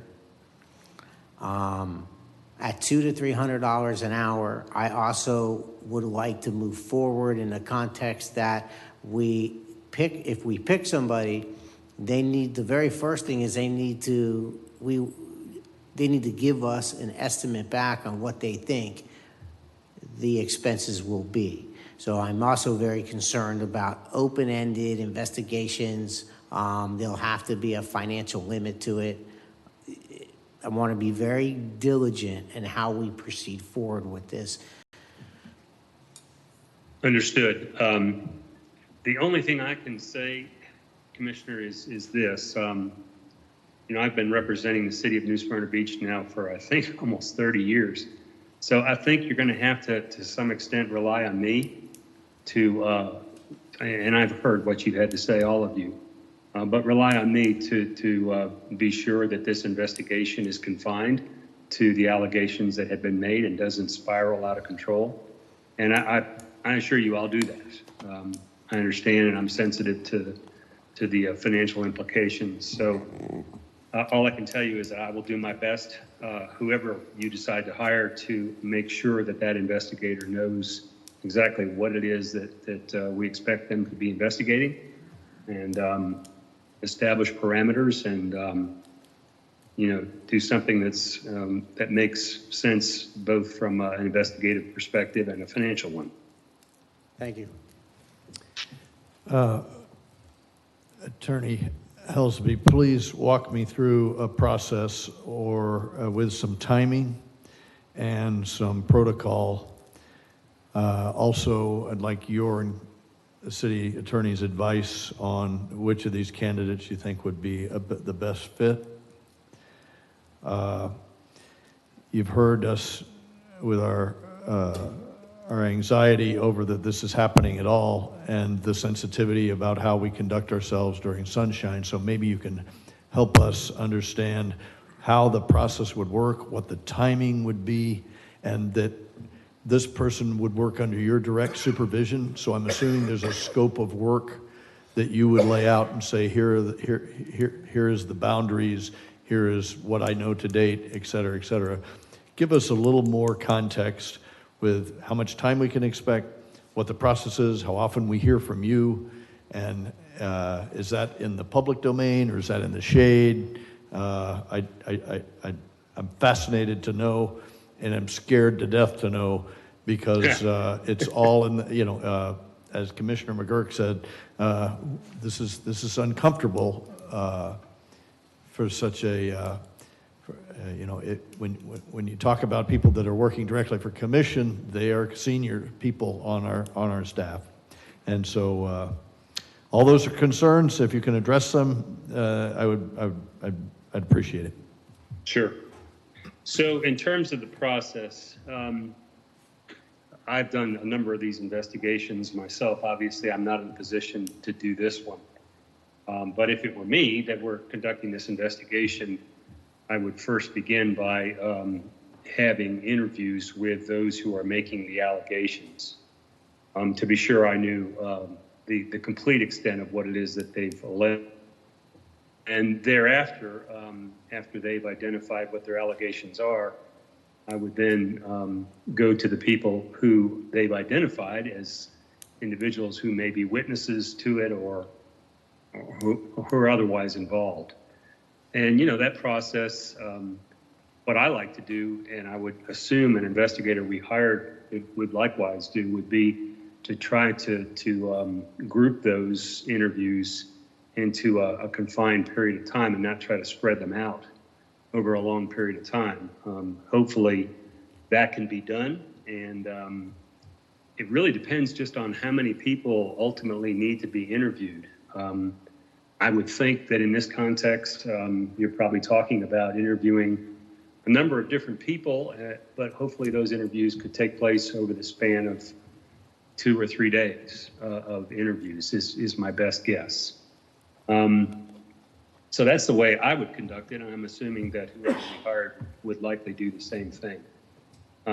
As you know, sometimes it's difficult to schedule these things, and people are on vacations and things of that nature. So I would imagine that an investigator that we hired, by the time they look through the various documents and things of that nature, set up interviews, and then that person will actually write a report, a written report to you, summarizing the results of their investigation. I would think all of that would probably take a good month or maybe even longer to accomplish. Would be kind of just a ballpark guess on how long that would take. In terms of it being in the public domain, the actual investigation itself is not. It's confidential while the investigation is ongoing. So any of the interviews, any of the documents that are generated, that sort of thing, are all not in the public domain during the course of the investigation, and would remain that way until the investigation is concluded. Once the report has been prepared and finalized and given to you, then it becomes in the public domain. It's subject to public disclosure, and the report itself and any of the interviews, if the interviews are recorded, which typically they are, become in the public domain. Thereafter, the report would go to you. There would be no recommendations in the report in terms of what action, if any, you might take as a result of the investigation. I would think the investigator would be tasked instead with making conclusions as to the validity of the allegations and whether those allegations are sustained or not, and if they are, what policy violations there might be as a result of those sustained allegations. And then it would be up to you in a public meeting to determine what, if anything, you as a commission would do as a result of the investigation. Does that part of it kind of give you? It helps a lot. Okay. I'm assuming that you or our city attorney, and be clear for us here, will look out for the commission's best interest. The investigator will do whatever the scope of work is. I'm assuming you write up, right? And the report. That would fall in my lap for sure. That would be certainly the one who would be this safeguarding the interests of the commission. And then the report is made. You will have seen the report. And then who at that point guides the commission on possible remedies? Is that something you would do, or our city attorney, or how does that go from there on? I haven't talked to Carrie about that yet, but I would assume that at that point it would likely be me that would guide you in terms of the conclusions of the report and what, if any, options you have in terms of taking any action, if there is any to take. Right, and if there are any, that will be from this dais and in the public, yeah? Those Correct. Discussions are not private. Correct. Okay, very good. Now, in terms of who to recommend among the two that I've given to you, I will say that of the two, the one that I know the best is Vicki Sproat. I have served on the Florida Bar's Trial Law Section's Executive Committee.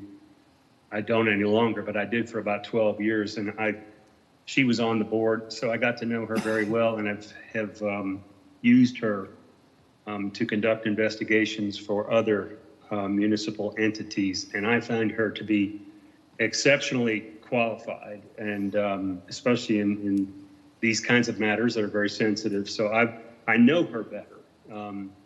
I know her work. I know her abilities and that sort of thing. So I certainly am very high on her. Scott, I don't know as well. I've run into him just briefly in the context over the years of his role as a city attorney in a couple of those entities I mentioned. I do know that he has recently been asked to conduct an investigation for an entity. I think it's a private entity, not for profit, and I heard very good things about his investigative abilities in that regard. So I certainly don't mean to downplay him. I just know Vicky better. That's all. Got it. One more, please. Is it appropriate for us to set a dollar amount on how this goes forward, or how do you classically do that? We do, with our, you heard at least two commissioners talk about fiscal responsibility, so we're relatively thrifty here. Understood. Yeah, understood. No, I get that. Well, you certainly could try. I don't know that if it were me and I was doing the investigation, I would tell you that it's awfully difficult to kind of set that kind of thing. But certainly you could make that determination if you wanted to, and in hopes that whichever investigator you selected would be willing to accept some sort of max or something like that. Yeah, not obviously they can be extended, and we've extended people time and again. Do you have an opinion about that, Carrie? Should we set a financial maximum, like, you just got 25,000 more for Airgate? Should we start in that direction, or should we leave it open-ended? What's your opinion? I think, as Wayne pointed out, that there could be other things that need to be explored, so I would leave it up to Wayne. He's looking out for your fiduciary interests, so I would leave it up to him. Ma'am. Just a bit of a potential compromise. Presumably, the chosen attorney would do a quick assessment and say, yeah, we've got a lot of digging to do here. Or perhaps I think this is something that could be resolved fairly quickly. Is there any possibility for that little bit of a compromise? Because these are people's lives and their reputations and their jobs that we're talking about here. I think we need to be as careful as we can be with them. But sometimes you walk in and you say, hey, this is just a misunderstanding. We can resolve it quickly.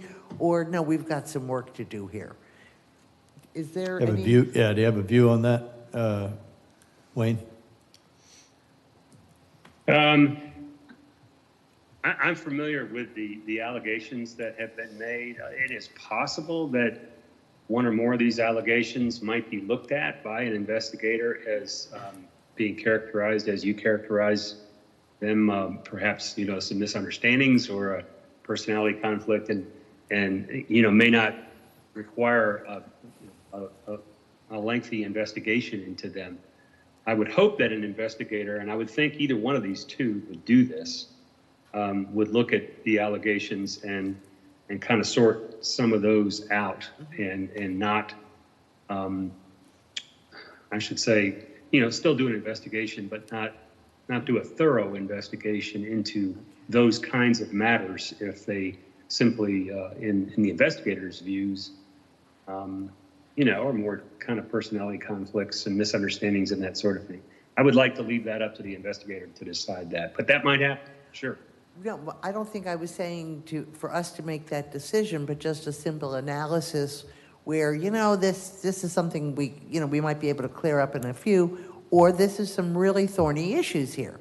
Just not to constrain that person in any way, but just, my first take on the situation is there's X number of easies and X, Y number of these are tough nuts here we got to work on. And that may be not a reasonable ask. I'm just trying.